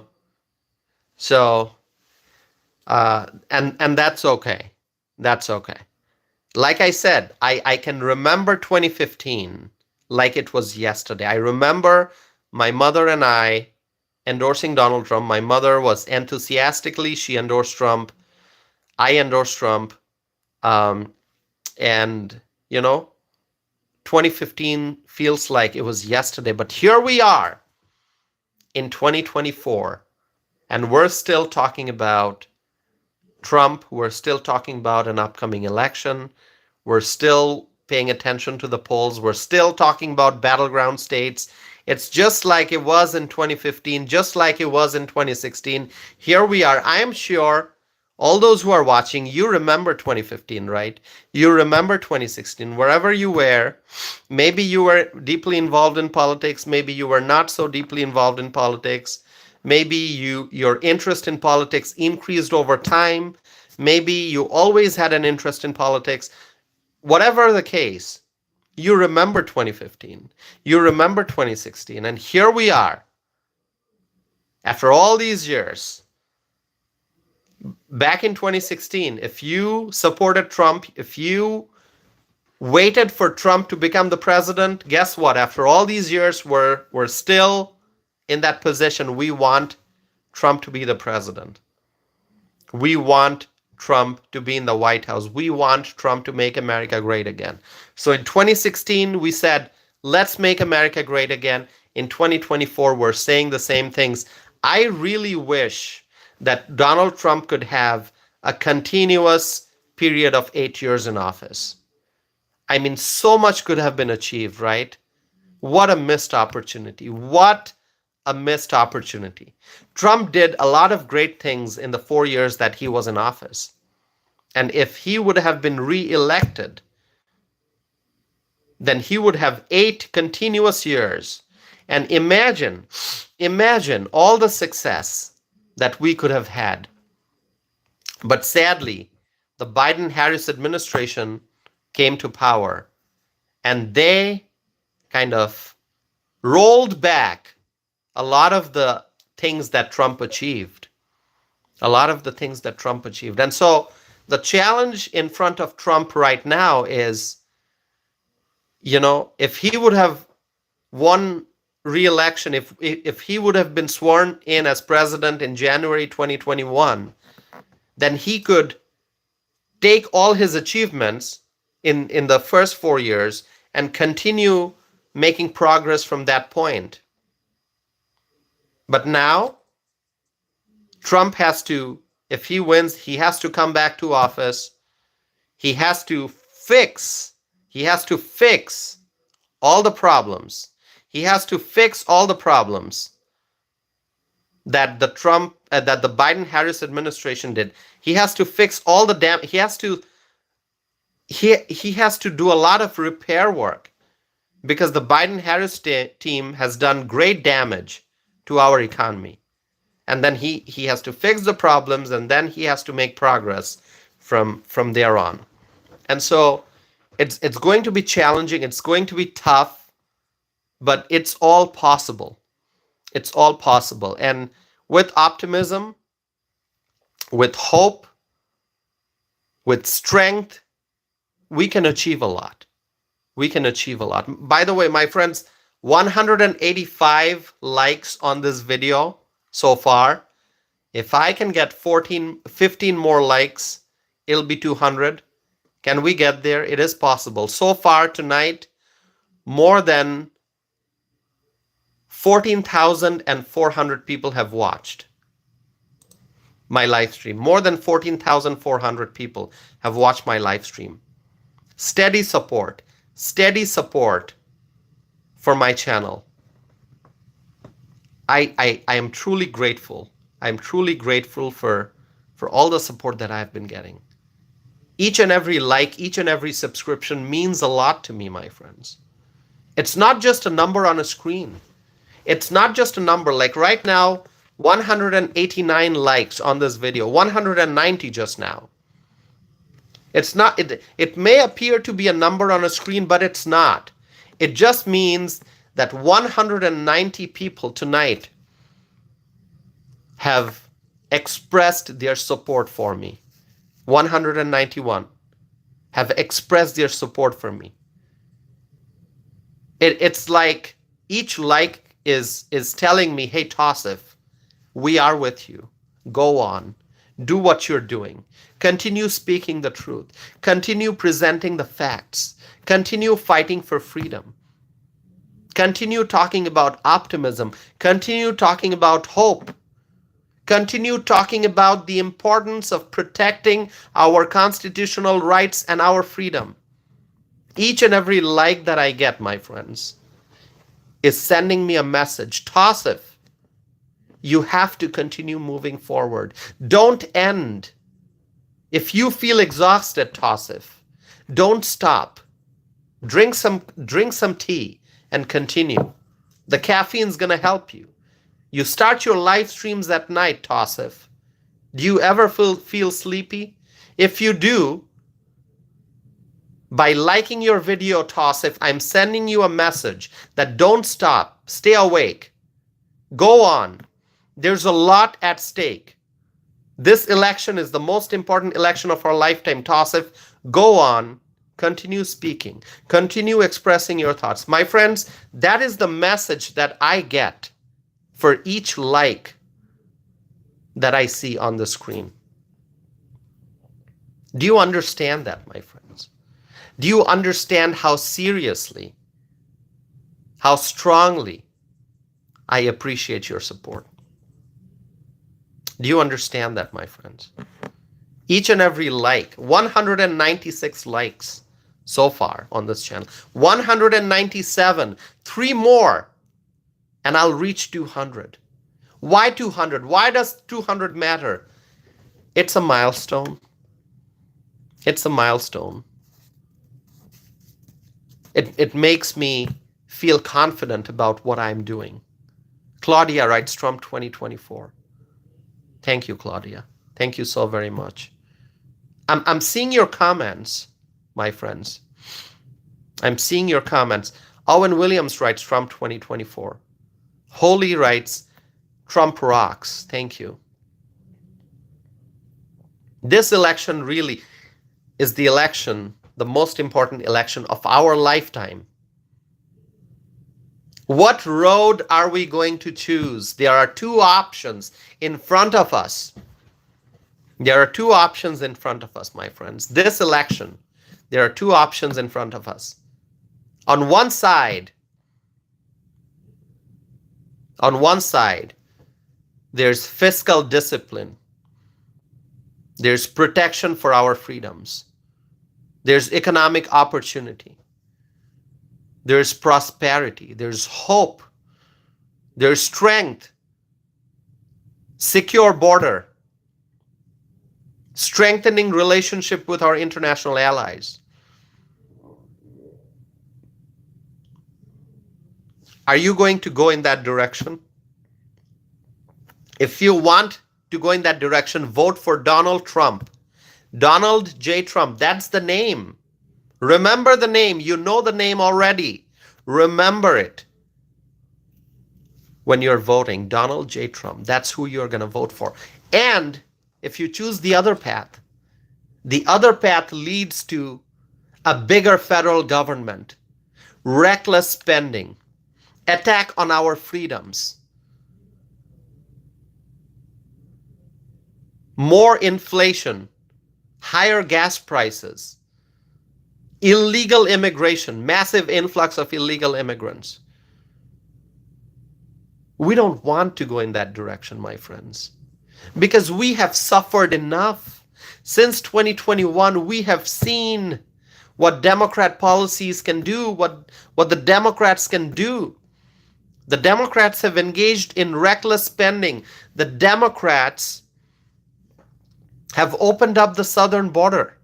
They have allowed more than 10 million illegal immigrants into the country. The Democrats are recklessly spending our money in Washington. Our country is going deeper and deeper and deeper into national debt. National debt's going up.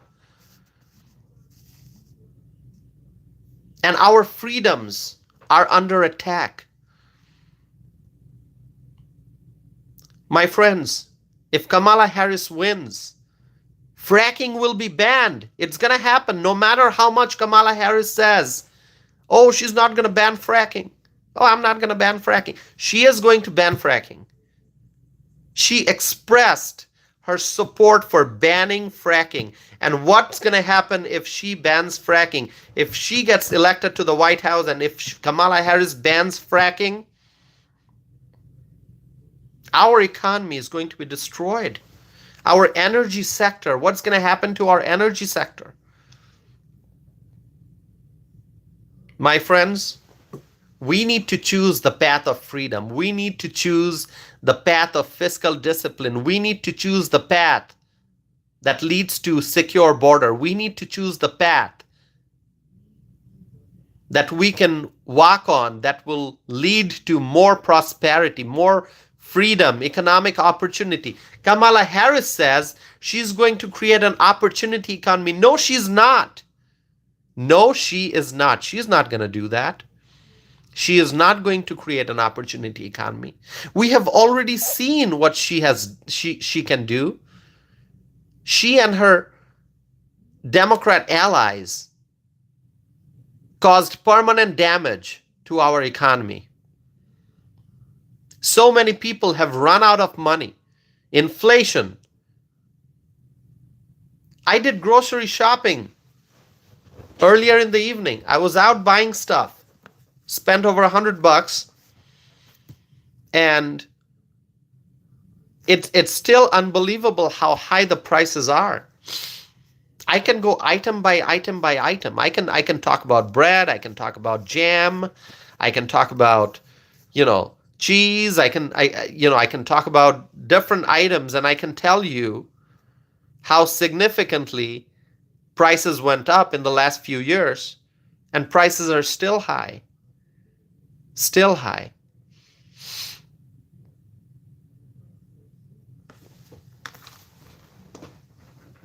So my friends, let me pause for a second. 202 likes. 200, is it 201, 202, more than 200 likes. Thank you. I appreciate all of your support. It's amazing. Thank you so very much. Wow. 3,362 subscribers, my friends.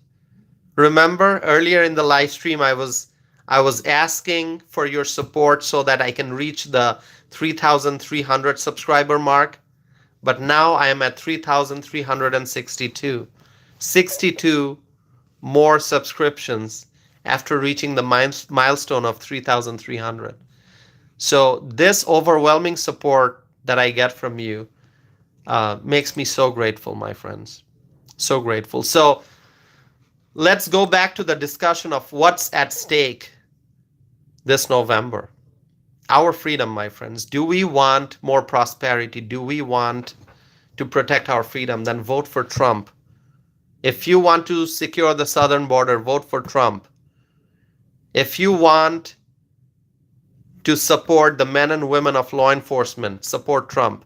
If you want to support the men and women of the military, support Trump. The veterans, if you care about our nation's veterans, if you respect our veterans, if you support our veterans, vote for the president. Vote for the president. Vote for the candidate who is going to support our veterans. Who is going to support our veterans? Donald Trump. Donald Trump will support our veterans. I'm going to look at the chat window, my friends. I know I've said a lot of things today. I didn't really get to catch up with everything in the chat window, but I'm pleased to let you know that more than 2,000 people, more than 2,060 people have voted in the poll tonight. More than 2,060 people. The question is, do you think that Donald J. Trump will win Michigan in the November 2024 presidential election? And more than 2,060 people have voted. 66% said yes. I will keep the poll open. I will close the poll right before ending the live stream, but I'm not ending the live stream yet, so I'll keep the poll open. So you can continue voting if you want to. Okay? You can continue voting. And my friends, I have received thousands of chat messages and reactions today, and I apologize if I have not been able to, and I know I have not been able to respond to your questions and comments today. But I will be going through a lot of the comments after the live stream. But you know what? I'll try to read some of the comments now. So stay connected with me, my friends. Don't go anywhere.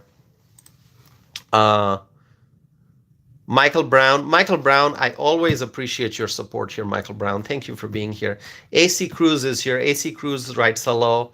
Hello, AC Cruz. Sally Amin is here. Hello, Sally Amin. Um, let's see. Uh, Wayne is here. Hello, Wayne.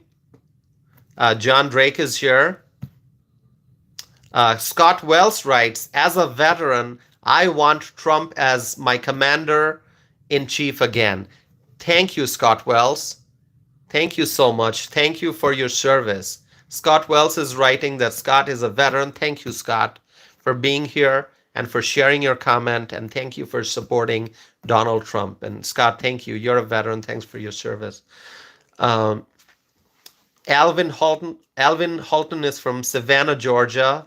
Alvin, welcome. Jake Rose is here. Jake Rose writes Trump MAGA. That's awesome. Anyone who has not subscribed yet, please subscribe. Owen Williams writes, Owen Williams writes, vote red, Trump 2024. Thank you. Steve writes, I want Trump to win. Pray for President Trump. I want Trump to win as well. Thank you. Claudia Greenwood writes, I pray daily for Trump. Thank you so much. Dana writes, ultra mega MAGA. Thank you, Dana. Thanks so much. All right, let's see.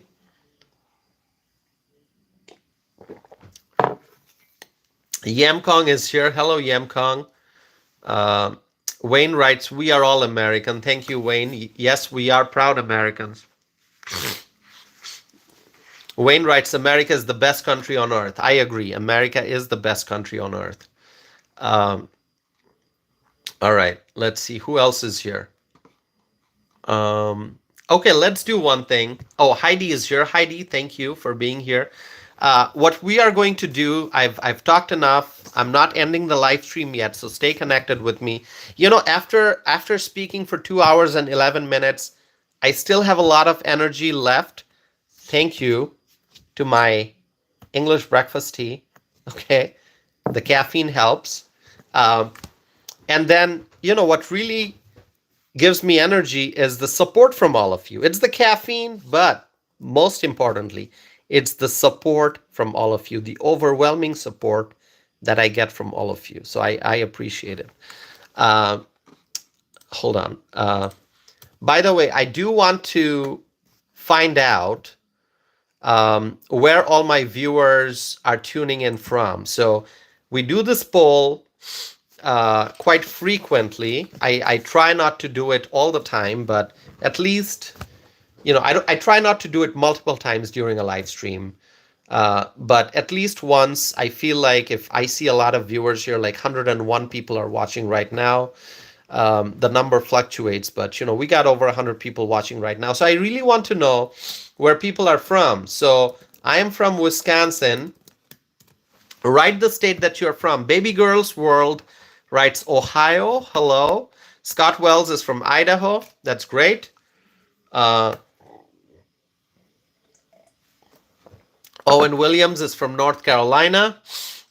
Okay. I can't spell the name, but it's THE and then underscore writes Michigan. Okay. Well, we talked about Michigan today.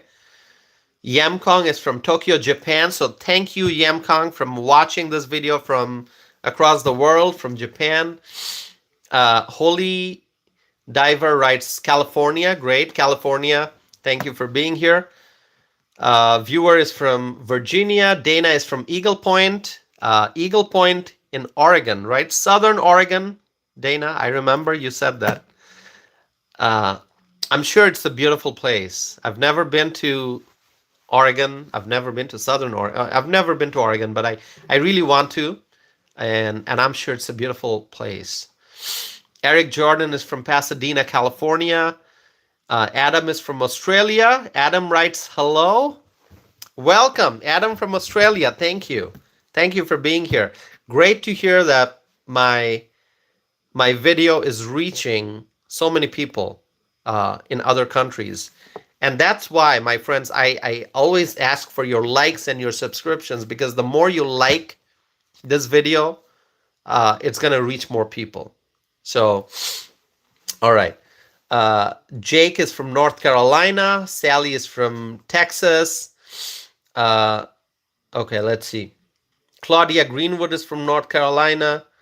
So, there's both East and West Coast.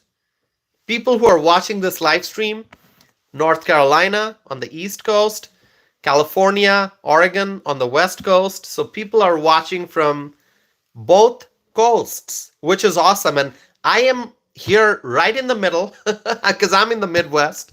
I'm neither in the East Coast nor in the West Coast, not even in the Gulf Coast. Here I am in the center of the country. If you want to call it the center, I'm in the Midwest. I'm in Wisconsin. And so it's wonderful to connect with people in the East Coast, in the West Coast. And Sally is in Texas, so in the Gulf Coast. So wonderful. Thank you. Thank you. Claire is from California. Claudia is from North Carolina. A viewer named T writes, Chicago for Trump. I love it. Sally writes, and the South, don't forget. Yeah, Sally, I mentioned the South. I mentioned the Gulf Coast and the southern states, right? Seiko is from Cameroon, Africa. You're from Cameroon? Awesome. Thank you. So viewer from Africa watching my video, thanks so much. Please subscribe and stay connected. Don't go anywhere. All right, let's see. Johnny writes, California for Trump 2024. Oh, I love it. I love it. Thank you. Okay. So my friends, so awesome. Hey, listen, a lot of people, okay, I want to say something here. I have been live streaming straight for weeks now without a gap, except for one day on Saturday night. I took a break. And I have always said that I don't want to block anyone here.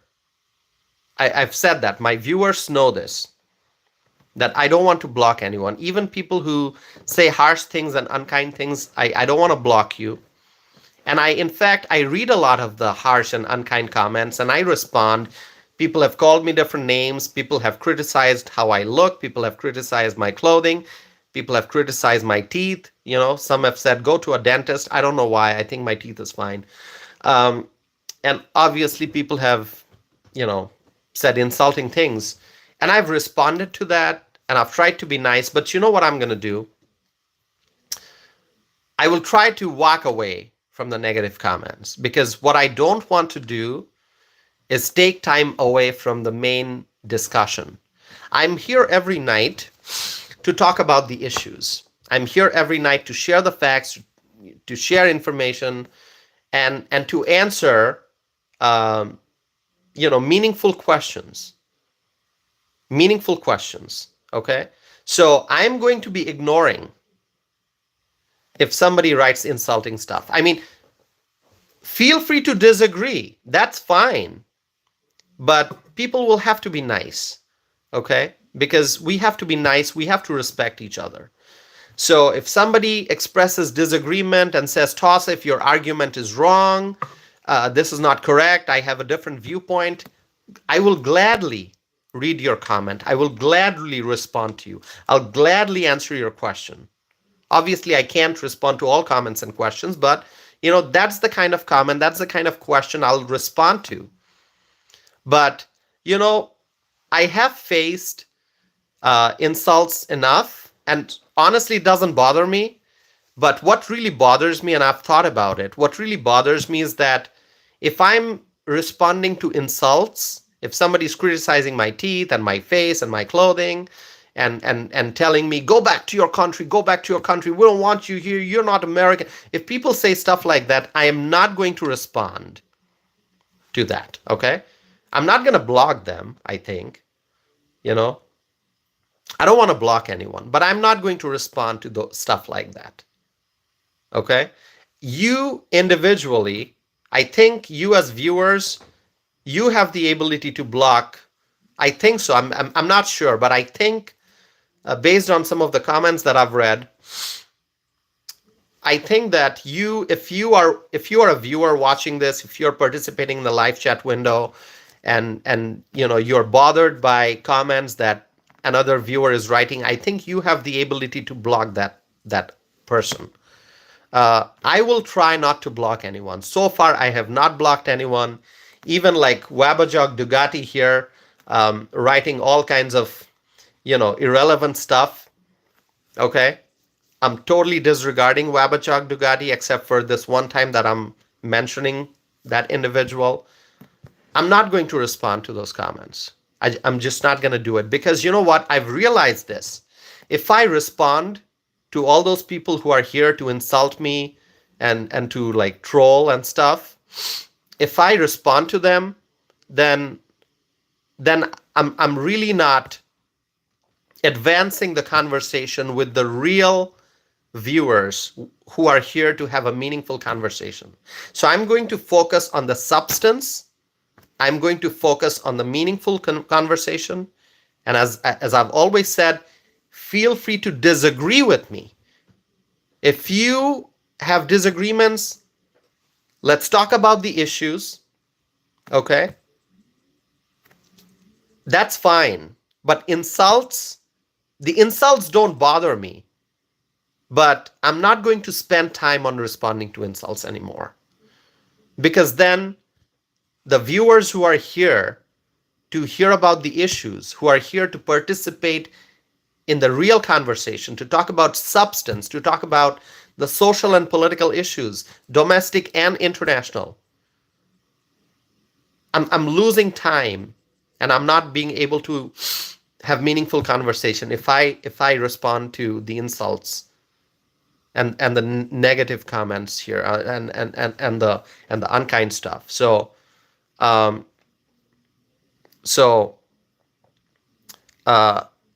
hope you'll support me. Okay, I hope you'll support me in this journey. We still have a long way to go, my friends. We have a long way to go, and I know that. So here's what's interesting. Some of the folks here, and maybe not today, but over the last few weeks have said, I'll see you on November 6th when Trump loses. First of all, I think Trump's going to win. Okay. And secondly, regardless of the outcome of the election, my channel is going to go forward. Obviously, I cannot predict the future, but my channel, I have every intention of continuing doing what I do. Because you know what? Freedom of speech is not about an election. It's not about a particular race. It's not about a particular year. It's not about a particular November in an even-numbered year. Freedom of speech is there always. And so back when I was writing letters to editors and op-eds in 2019, I wasn't doing it because there was an election. I was doing it because I believe in exercising my freedom of speech. When I was writing things in 2020 before the election, I wasn't doing it just because I'm thinking about the November 2020 election. The November 2020 election came and went, and I continued doing what I do. In fact, the podcast that I have, now I'm not talking about the live streams, the podcast that I have, because you'll find on my channel that I published podcast episodes. I have not been able to do that in a few weeks because I've been focusing on the live streams, but I've published many podcast episodes on this channel. Those are episodes that are pre-recorded. So I sit in front of the camera, I record a podcast episode, it's videotaped, and then the episode goes out in the podcast directories. People can listen to it, and the video version I put on my YouTube channel. So I started my podcast episodes in 2020. Okay, I didn't do video versions for all the episodes, but the audio versions are available. My podcast is called Explore and Engage with Anam. Actually, I'm going to write that name, podcast, so that you can look for it. Explore and Engage with an M. So that's my podcast, and you'll find a lot of the recent episodes in video format on my channel. So when I started podcasting in 2020, it wasn't. I talked about the 2020 election leading up to the election. You'll find those old videos when Trump and Biden were running against each other. But after the November 2020 election took place and we moved past the election, I still continued my podcast.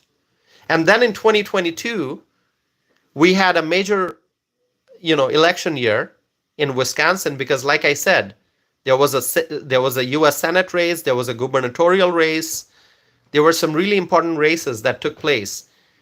There was a very important election, November 2022, 2 years ago, in Wisconsin. So that election came and went. I continued writing. I continued podcasting. So what I do here, it's not about it's not about any particular election. November 2024, I'm hoping and praying that Trump wins. But whatever the outcome of the election, I'm going to do my best. Okay? I'm going to, obviously, everything depends on God. If I'm healthy, if I'm able to do live streams, I will continue doing this. I will continue doing this.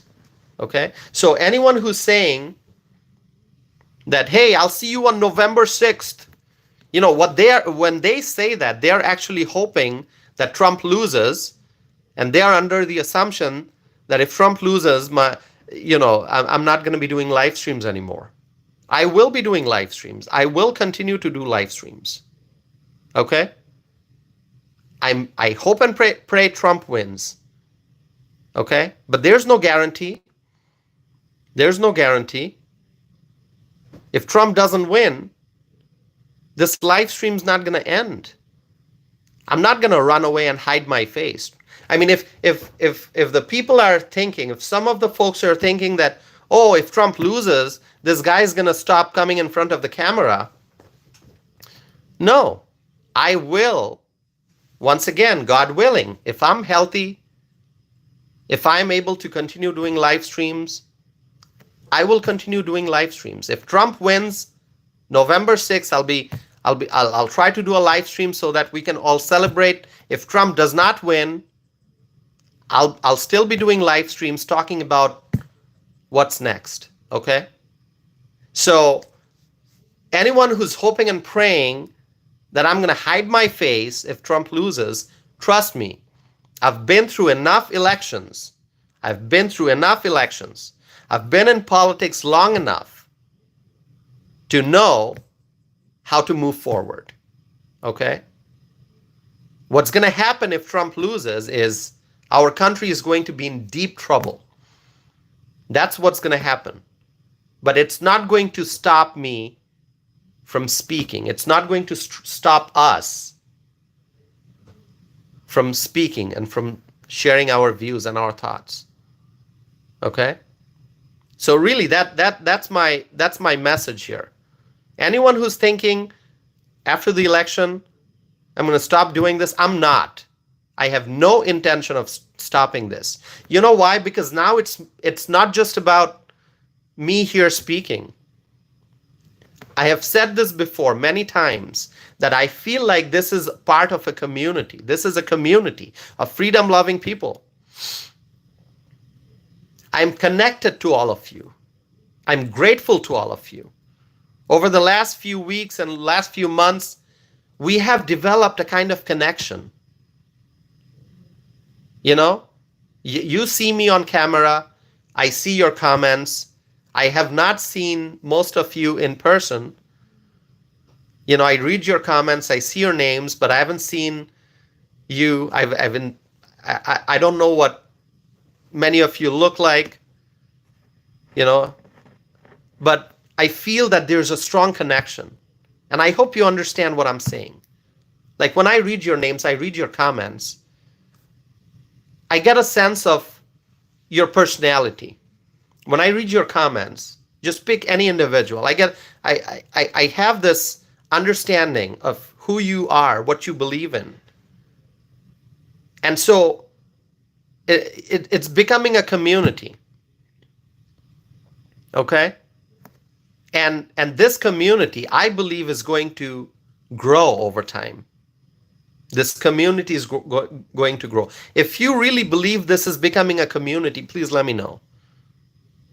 Please let me know. Do you think it's a community? Just write, it is a community. Or write yes. Or just write community in short.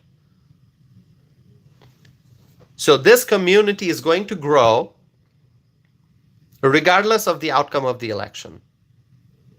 Sylvia Johnson writes community. Thank you, Sylvia. Johnny writes community. Thank you, Johnny. So you agree with me. Yamkong writes, yes, yes, community. Michael Brown, I always appreciate your support. Michael writes, definitely a community. Dana, thank you so much for your support. Dana writes, it's the community. John Drake writes, it's the community. Holy Diver writes, Trump community, exactly. Claudia Greenwood writes, yes. AC Cruz writes, community. Steve writes, community. Thank you so much. Sally Amin writes, yes. So this community that we are creating, Owen Williams writes community.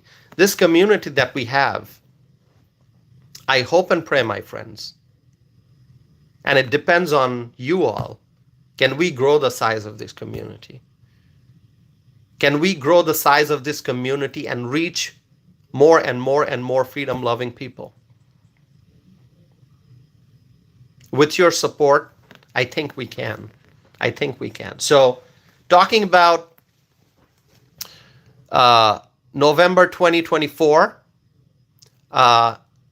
very important election, and I haven't done it yet today, so I'm going to put on my Trump hat. And really, my friends, as the message says, make America great again. This is more than just words on a hat. It has very deep meaning. Millions of people have a lot of hope, and the hope is connected to Trump. People who are struggling, people who go to the grocery store with maybe $100, and they have a long list of things they need to buy. And when Trump was in office, they could buy each and every item on that list with $100, but now they can't. They have to leave stuff out of their cart. It's sad, it's heartbreaking. And this is real. These are real challenges that real Americans are facing every day. When you go to a grocery store and you are not able to buy all the things that you need for your family, when you have to make choices, when you grab an item from the shelf and then you later realize that with your $100, you're not going to be able to buy everything, and you have to take stuff out of the shopping cart and put it back on the shelf, that breaks a person's heart. That does break a person's heart. If you go to the gas station and you know that you don't have the money to fill up your tank, that breaks a person's heart. And when that happens, months after months, year after year, what does that do to a person's emotions? What does that do to a family? When children see that their parents are struggling to pay the bills, when children see that the parents are they already have 2 jobs, now they, maybe dad or mom is now working a 3rd job and it's still not enough, what does that do to the children's future? I mean, think about it. Think about it, my friends. And so, if Kamala Harris wins, there's going to be more problems, more suffering, more pain, more inflation. And so we need Donald Trump. Franco writes, greetings from Argentina. Thank you, Franco. Thank you for joining from Argentina. By the way, Argentina, such a great um, soccer nation, right? I mean, really, people love um, the Argentinian soccer team. In the United States, we call it soccer, but it's in other parts of the world it's called football. So whether you call it football or soccer, you know what I'm talking about. So Argentina, I see a viewer from Argentina. Franco writes, greetings from Argentina. Franco, great to see you. Thank you for being here. And yeah, Argentina has such a great soccer team, right? So amazing. All right. Uh, let's see. My friends, stay here. The poll is still on. More than 2,330 people have voted in the poll so far. The poll is still open. The poll is on. It's going to stay on for a while. I'm not closing it yet. Before I close the poll, I will let you know that, hey, I'm closing the poll. And I'll give you some time to vote if you did not get your votes in. So the poll is still open. Uh, by the way, more than 18,000 people have viewed this live stream. This live stream that is still on, more than 18,000, 1-8. And it's possible because of you. I have been able to reach 18,000 people tonight because of you, because of your support, because you hit the subscribe button, because you hit the likes. Thank you so very much. So let's see, my friends. Let me read some comments here. Lots of conversations taking place in the live chat window. It's amazing. It is so nice. All right.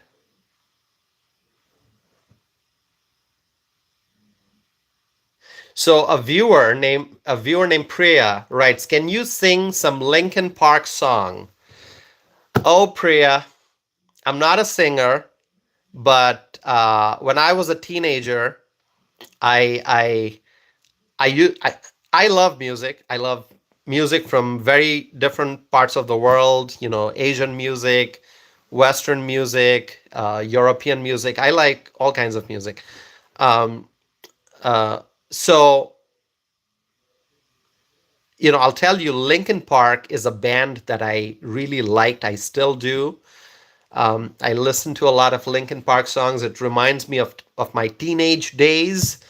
Uh, being in my 30s now, when I listen to Linkin Park, and really, songs bring back memories, right? And it's not just Linkin Park songs. There are so many other great bands that I used to listen to when I was a teenager, and so when I listen to those songs now, it just takes me back many years ago. Okay. Scott writes, "I'm here for you, Tassif." Thank you, Scott, for your support always. Holy Diver writes, "The hat is nice." The hat really is nice. Okay. Michael Teal is here. Michael, thank you for tuning in. Good to see you, Michael. Thanks for supporting my channel. Appreciate it, Michael Teal. Silver Teeth writes, rank the MAGA hat colors. Is that white one your favorite? Well, I have a white MAGA hat. As you can see, this is the one I wear. I really like it. There's also one that's navy blue with golden font, I think. That one's also very nice. I don't have it yet. I hope to get one soon, but I like that one. That's a really nice one. And obviously, the red MAGA hat is like it's like the kind of like the flagship, the main color, the red, Republican red MAGA hat. That's pretty awesome. Okay, let's see.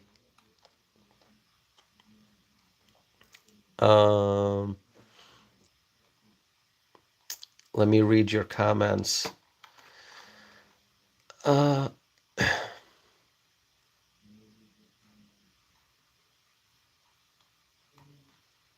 Dana writes, toss if my birthday is October 26th, when's yours? So Dana, my birthday is October 16th.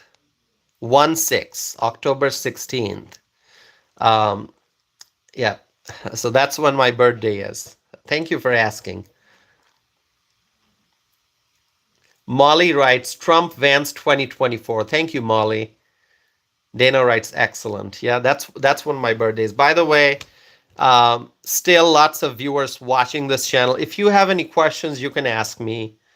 I still have a lot of energy. We can continue this. We are 2 hours 40 minutes into the live stream. That's 2 hours and 40 minutes. Can you imagine that?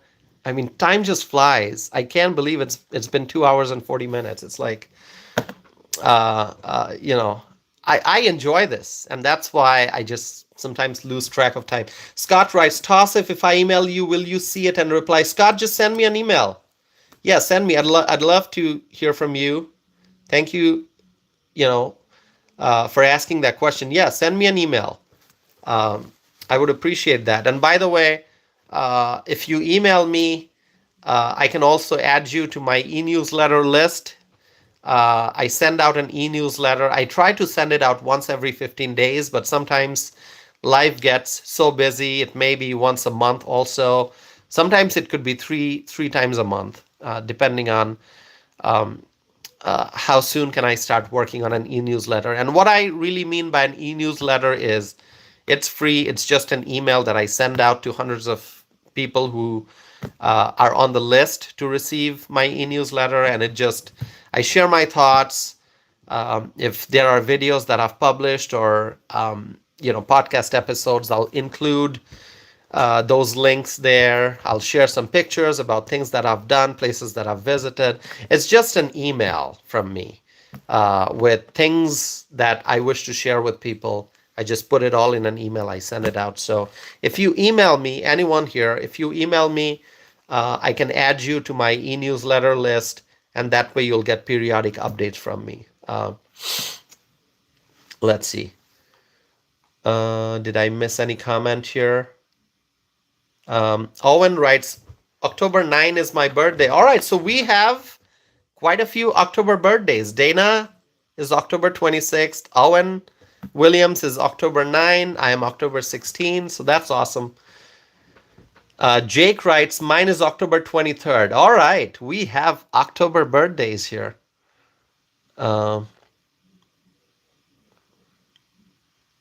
Abel writes, I'm voting for you. Are you going to vote for me? You're going to vote for me? I am not on the ballot, Abel, but I appreciate your desire to vote for me. I'm not on the ballot, so what can I say? Not in 2024. All I can say is I'm not on the ballot in 2024. Who knows what the future has? Who knows what the future has? So let's see. Okay, Scott writes, that's awesome, great info, and I shall email you tomorrow. All right, Scott, I'll wait for the email. Thank you. All right. Claudia Greenwood writes, I'm going to have to sign off and say goodnight. I'm at 2%. See you later. Always a pleasure. Claudia, thank you for spending like more than 2 hours and 40 minutes with us on this channel. Thank you so very much. You're at 2%. That's your phone charge, I'm guessing, or your tablet or your device charge. I know I may be running out of battery here soon because it's getting close to 3 hours. But thank you, Claudia, for being here. Appreciate it very much. And Claudia writes Trump 2024. That's exactly correct. We support Donald Trump 2024. All right, my friends. The poll is still open if you have not voted already.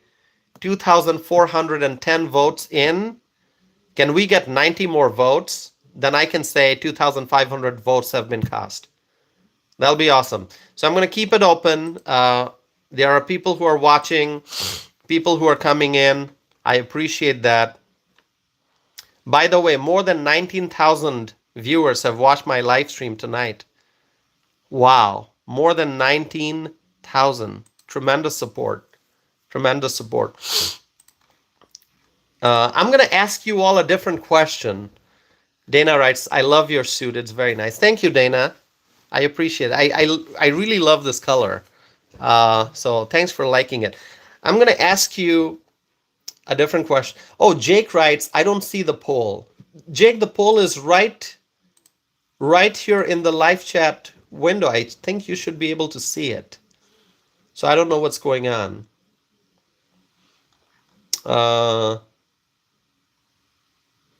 Dana writes, it looks great on you. Thanks, Dana. Let me do one thing.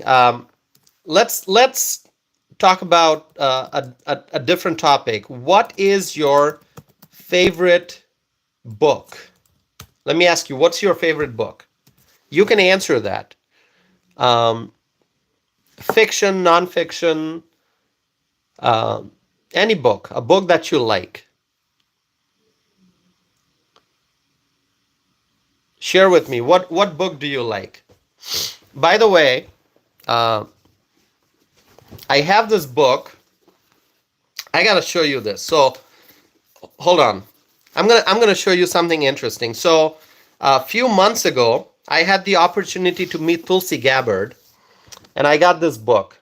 See this book, Tulsi Gabbard? I have not had the opportunity to read this yet, but Tulsi Gabbard actually signed this book for me. Can you see it? Do you see it? Can you see it on the screen? It says, Aloha Tosif. Thank you, Tulsi. So I met her at an event. She was in Dane County. She came to Dane County, Wisconsin. So Dane County is where I live. There's a very nice a country club here, Lake Windsor Country Club. There was a big event. So Tulsi Gabbard came and she was a featured speaker at that event. And, I attended. And so I got a copy of the book. She signed it. She also signed a copy for my mother. I haven't had a chance to read her book, but I plan to do so. I just have a long list of books that I have to read, and this election season has been so busy. I read a lot. I do read a lot. I'm always reading the news. I'm reading different articles. I'm reading other things that I have to read, but I haven't been able to read Tulsi Gabbard's book, and there are lots of other books that are on my list that I have to read. So hopefully, maybe after the election, over the Thanksgiving break, over Christmas break, maybe I'll be able to read more books. I have a lot of English literature books. I love English literature. Okay, like British literature and also American literature, and I also read a lot of like other literature in translation. So I read a lot of works by foreign authors, works that are originally written in a different language but have been translated to English. I read a lot of that. And then I can read Bengali. Bengali is my first language, so I read Bengali books. Let's see. 2,431 votes in the poll. So this is wonderful. Okay, so I asked a question, what books do you like? Favorite book? Let me read some of comments here. Okay. There are... Okay, I'm reading your comments.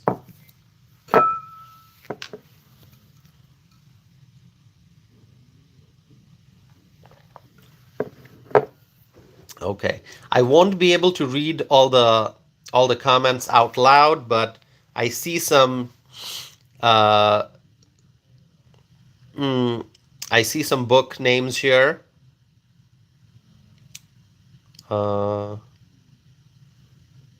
Okay, Michael Brown wrote Michael Brown. Oh, so is that a book by Brian Keating? I'm gonna have to look it up. Brian Keating. Losing. Okay, so Michael Brown, I'm looking up that book that you mentioned, Losing the Nobel Prize. I'm going to add it to my list. I will look it up. I just searched for it on the internet. Mm. Okay, Michael Brown also writes A Brief History of Black Holes. Okay, by Becky, is it Smethurst? Okay, well, thank you, Michael Brown.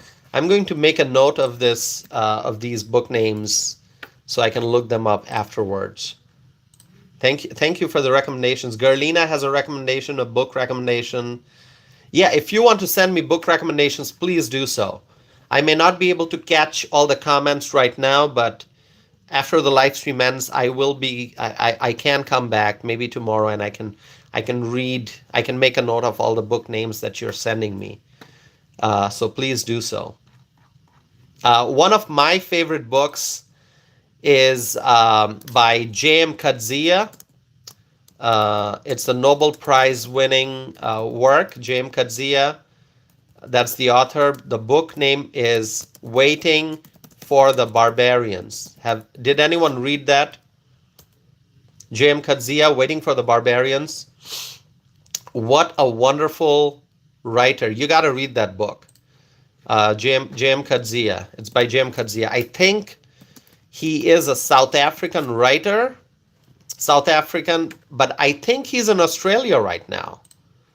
J.M. Kadzia. I may be mistaken. J.M. Kadzia.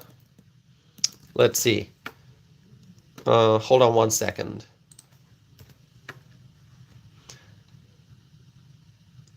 Yeah, I think Kadzia moved to Australia. Okay.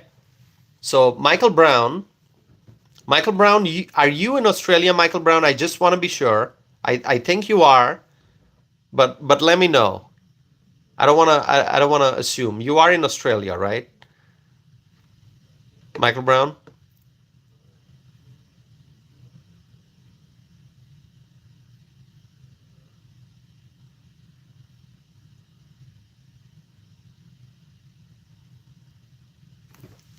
Let's see.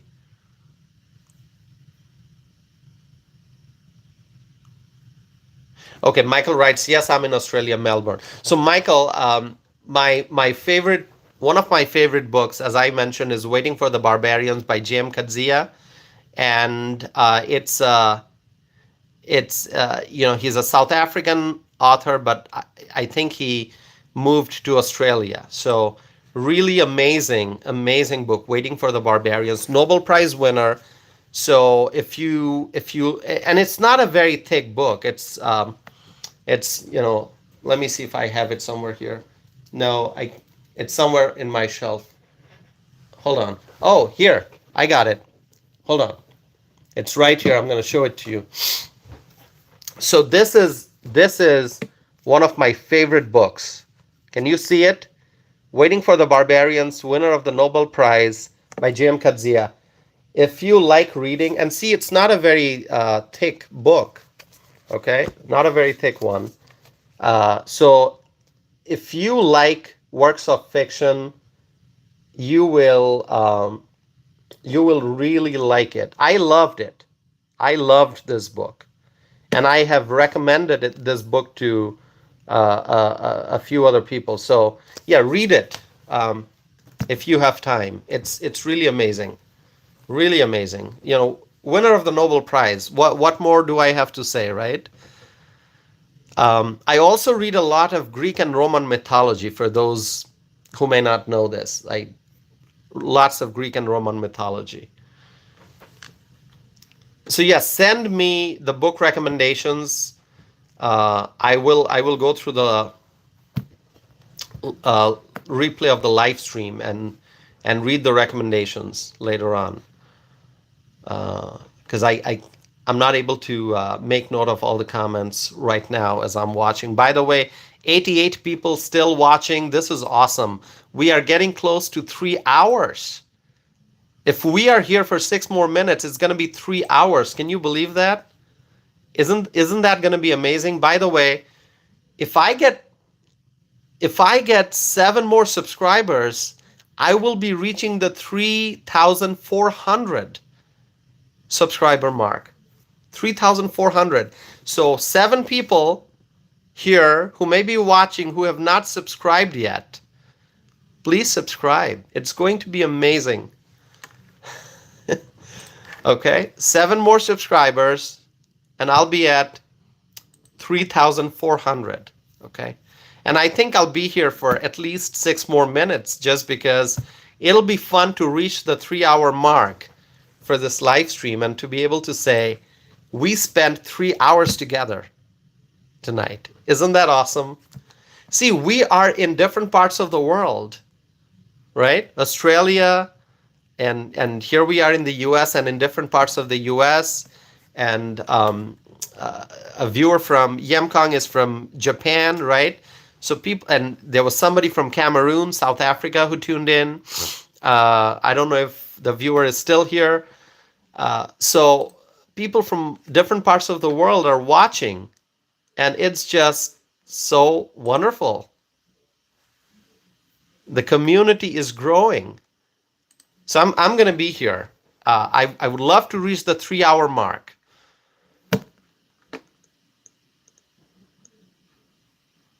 I would love to reach the 3-hour mark. And this is officially, I think, this is the longest live stream that I've done out of all the live streams that I've done so far.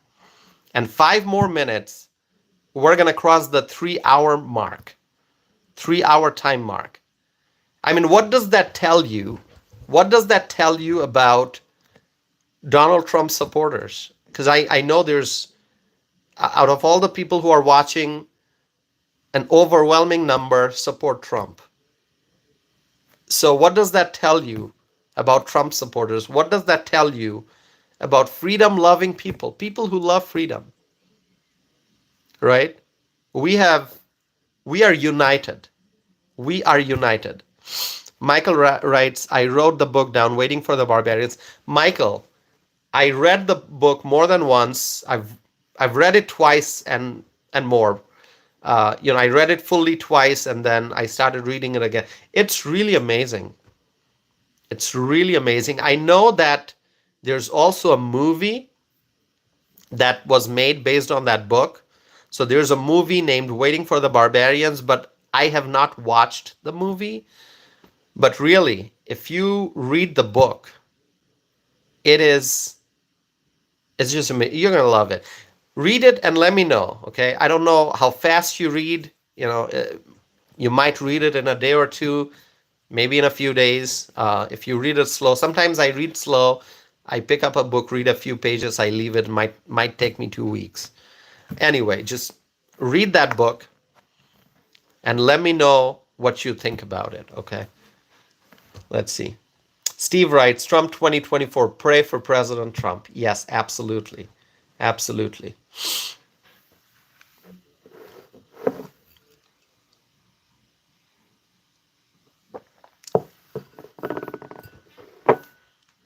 I'm reading your comments. Michael says, I will read it. Yeah.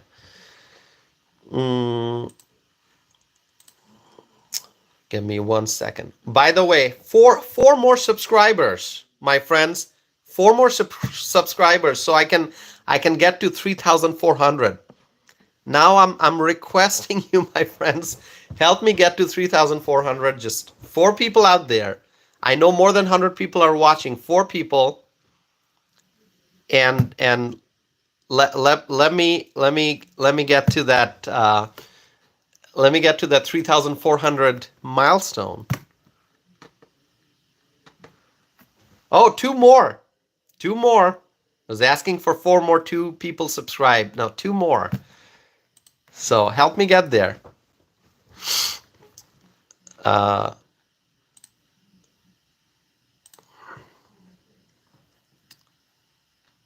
Wow, more than 20,000 viewers have watched this live stream tonight. And we are a minute away from reaching the 3-hour time mark. Wow.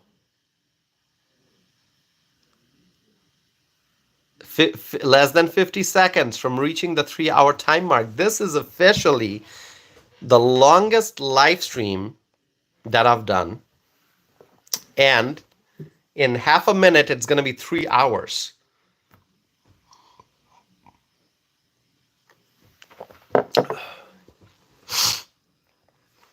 Sherry writes, do you really support Trump? Absolutely, Sherry. I support Trump.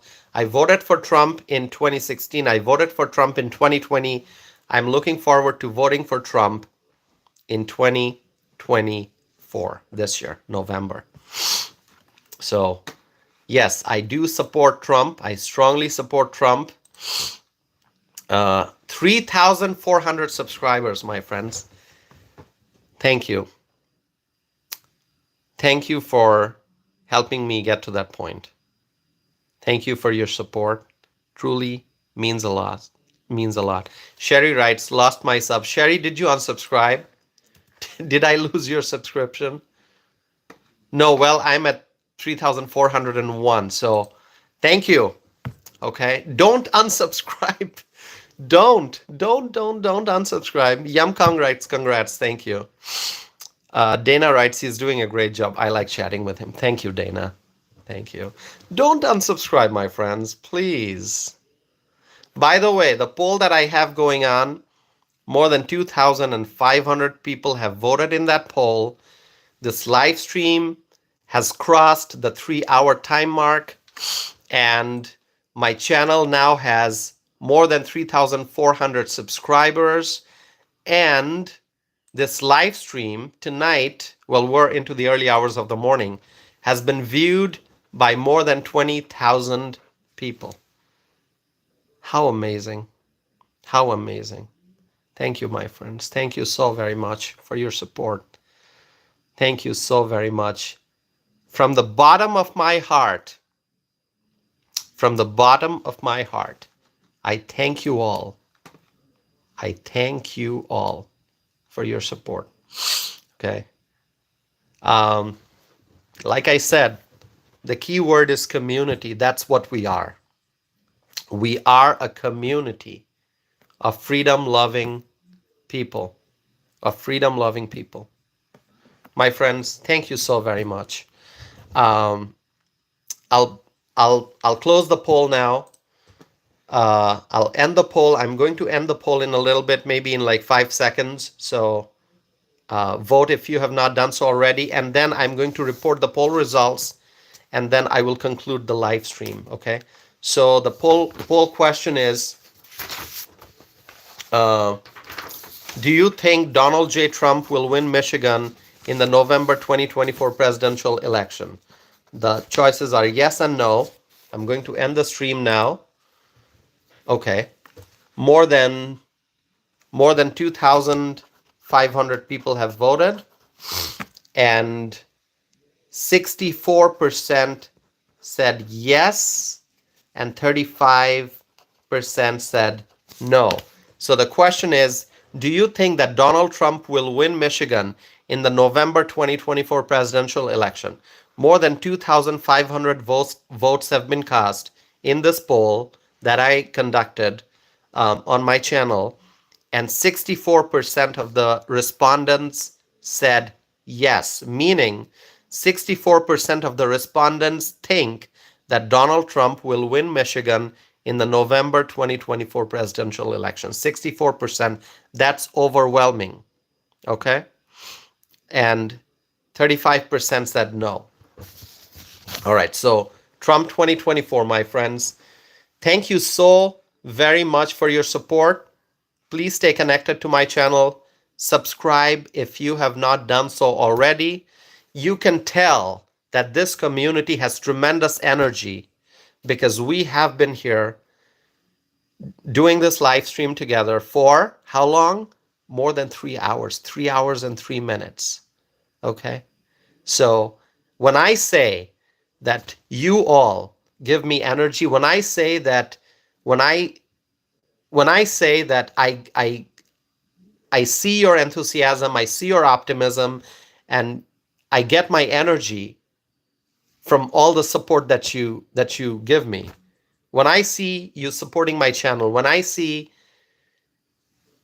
you're subscribing, you're liking my videos, and you're commenting. When you support me, I get a lot of energy.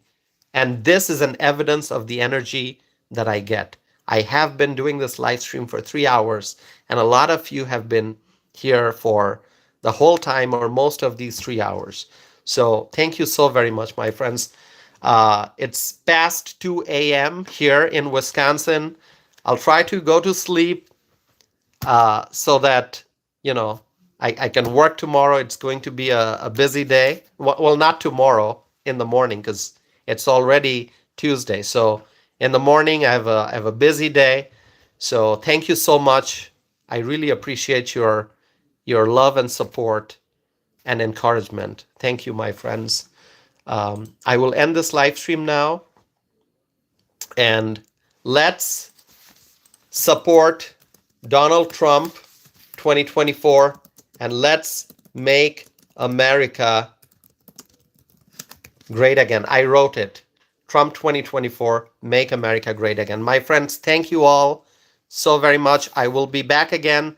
Subscribe and stay connected, and tell your friends, your family members, and your neighbors about my channel. Help me grow the size of this community. Thank you so very much, my friends. I'm very grateful. Thank you, and I'll be back again soon. Thank you so much. Have a wonderful night. Bye-bye.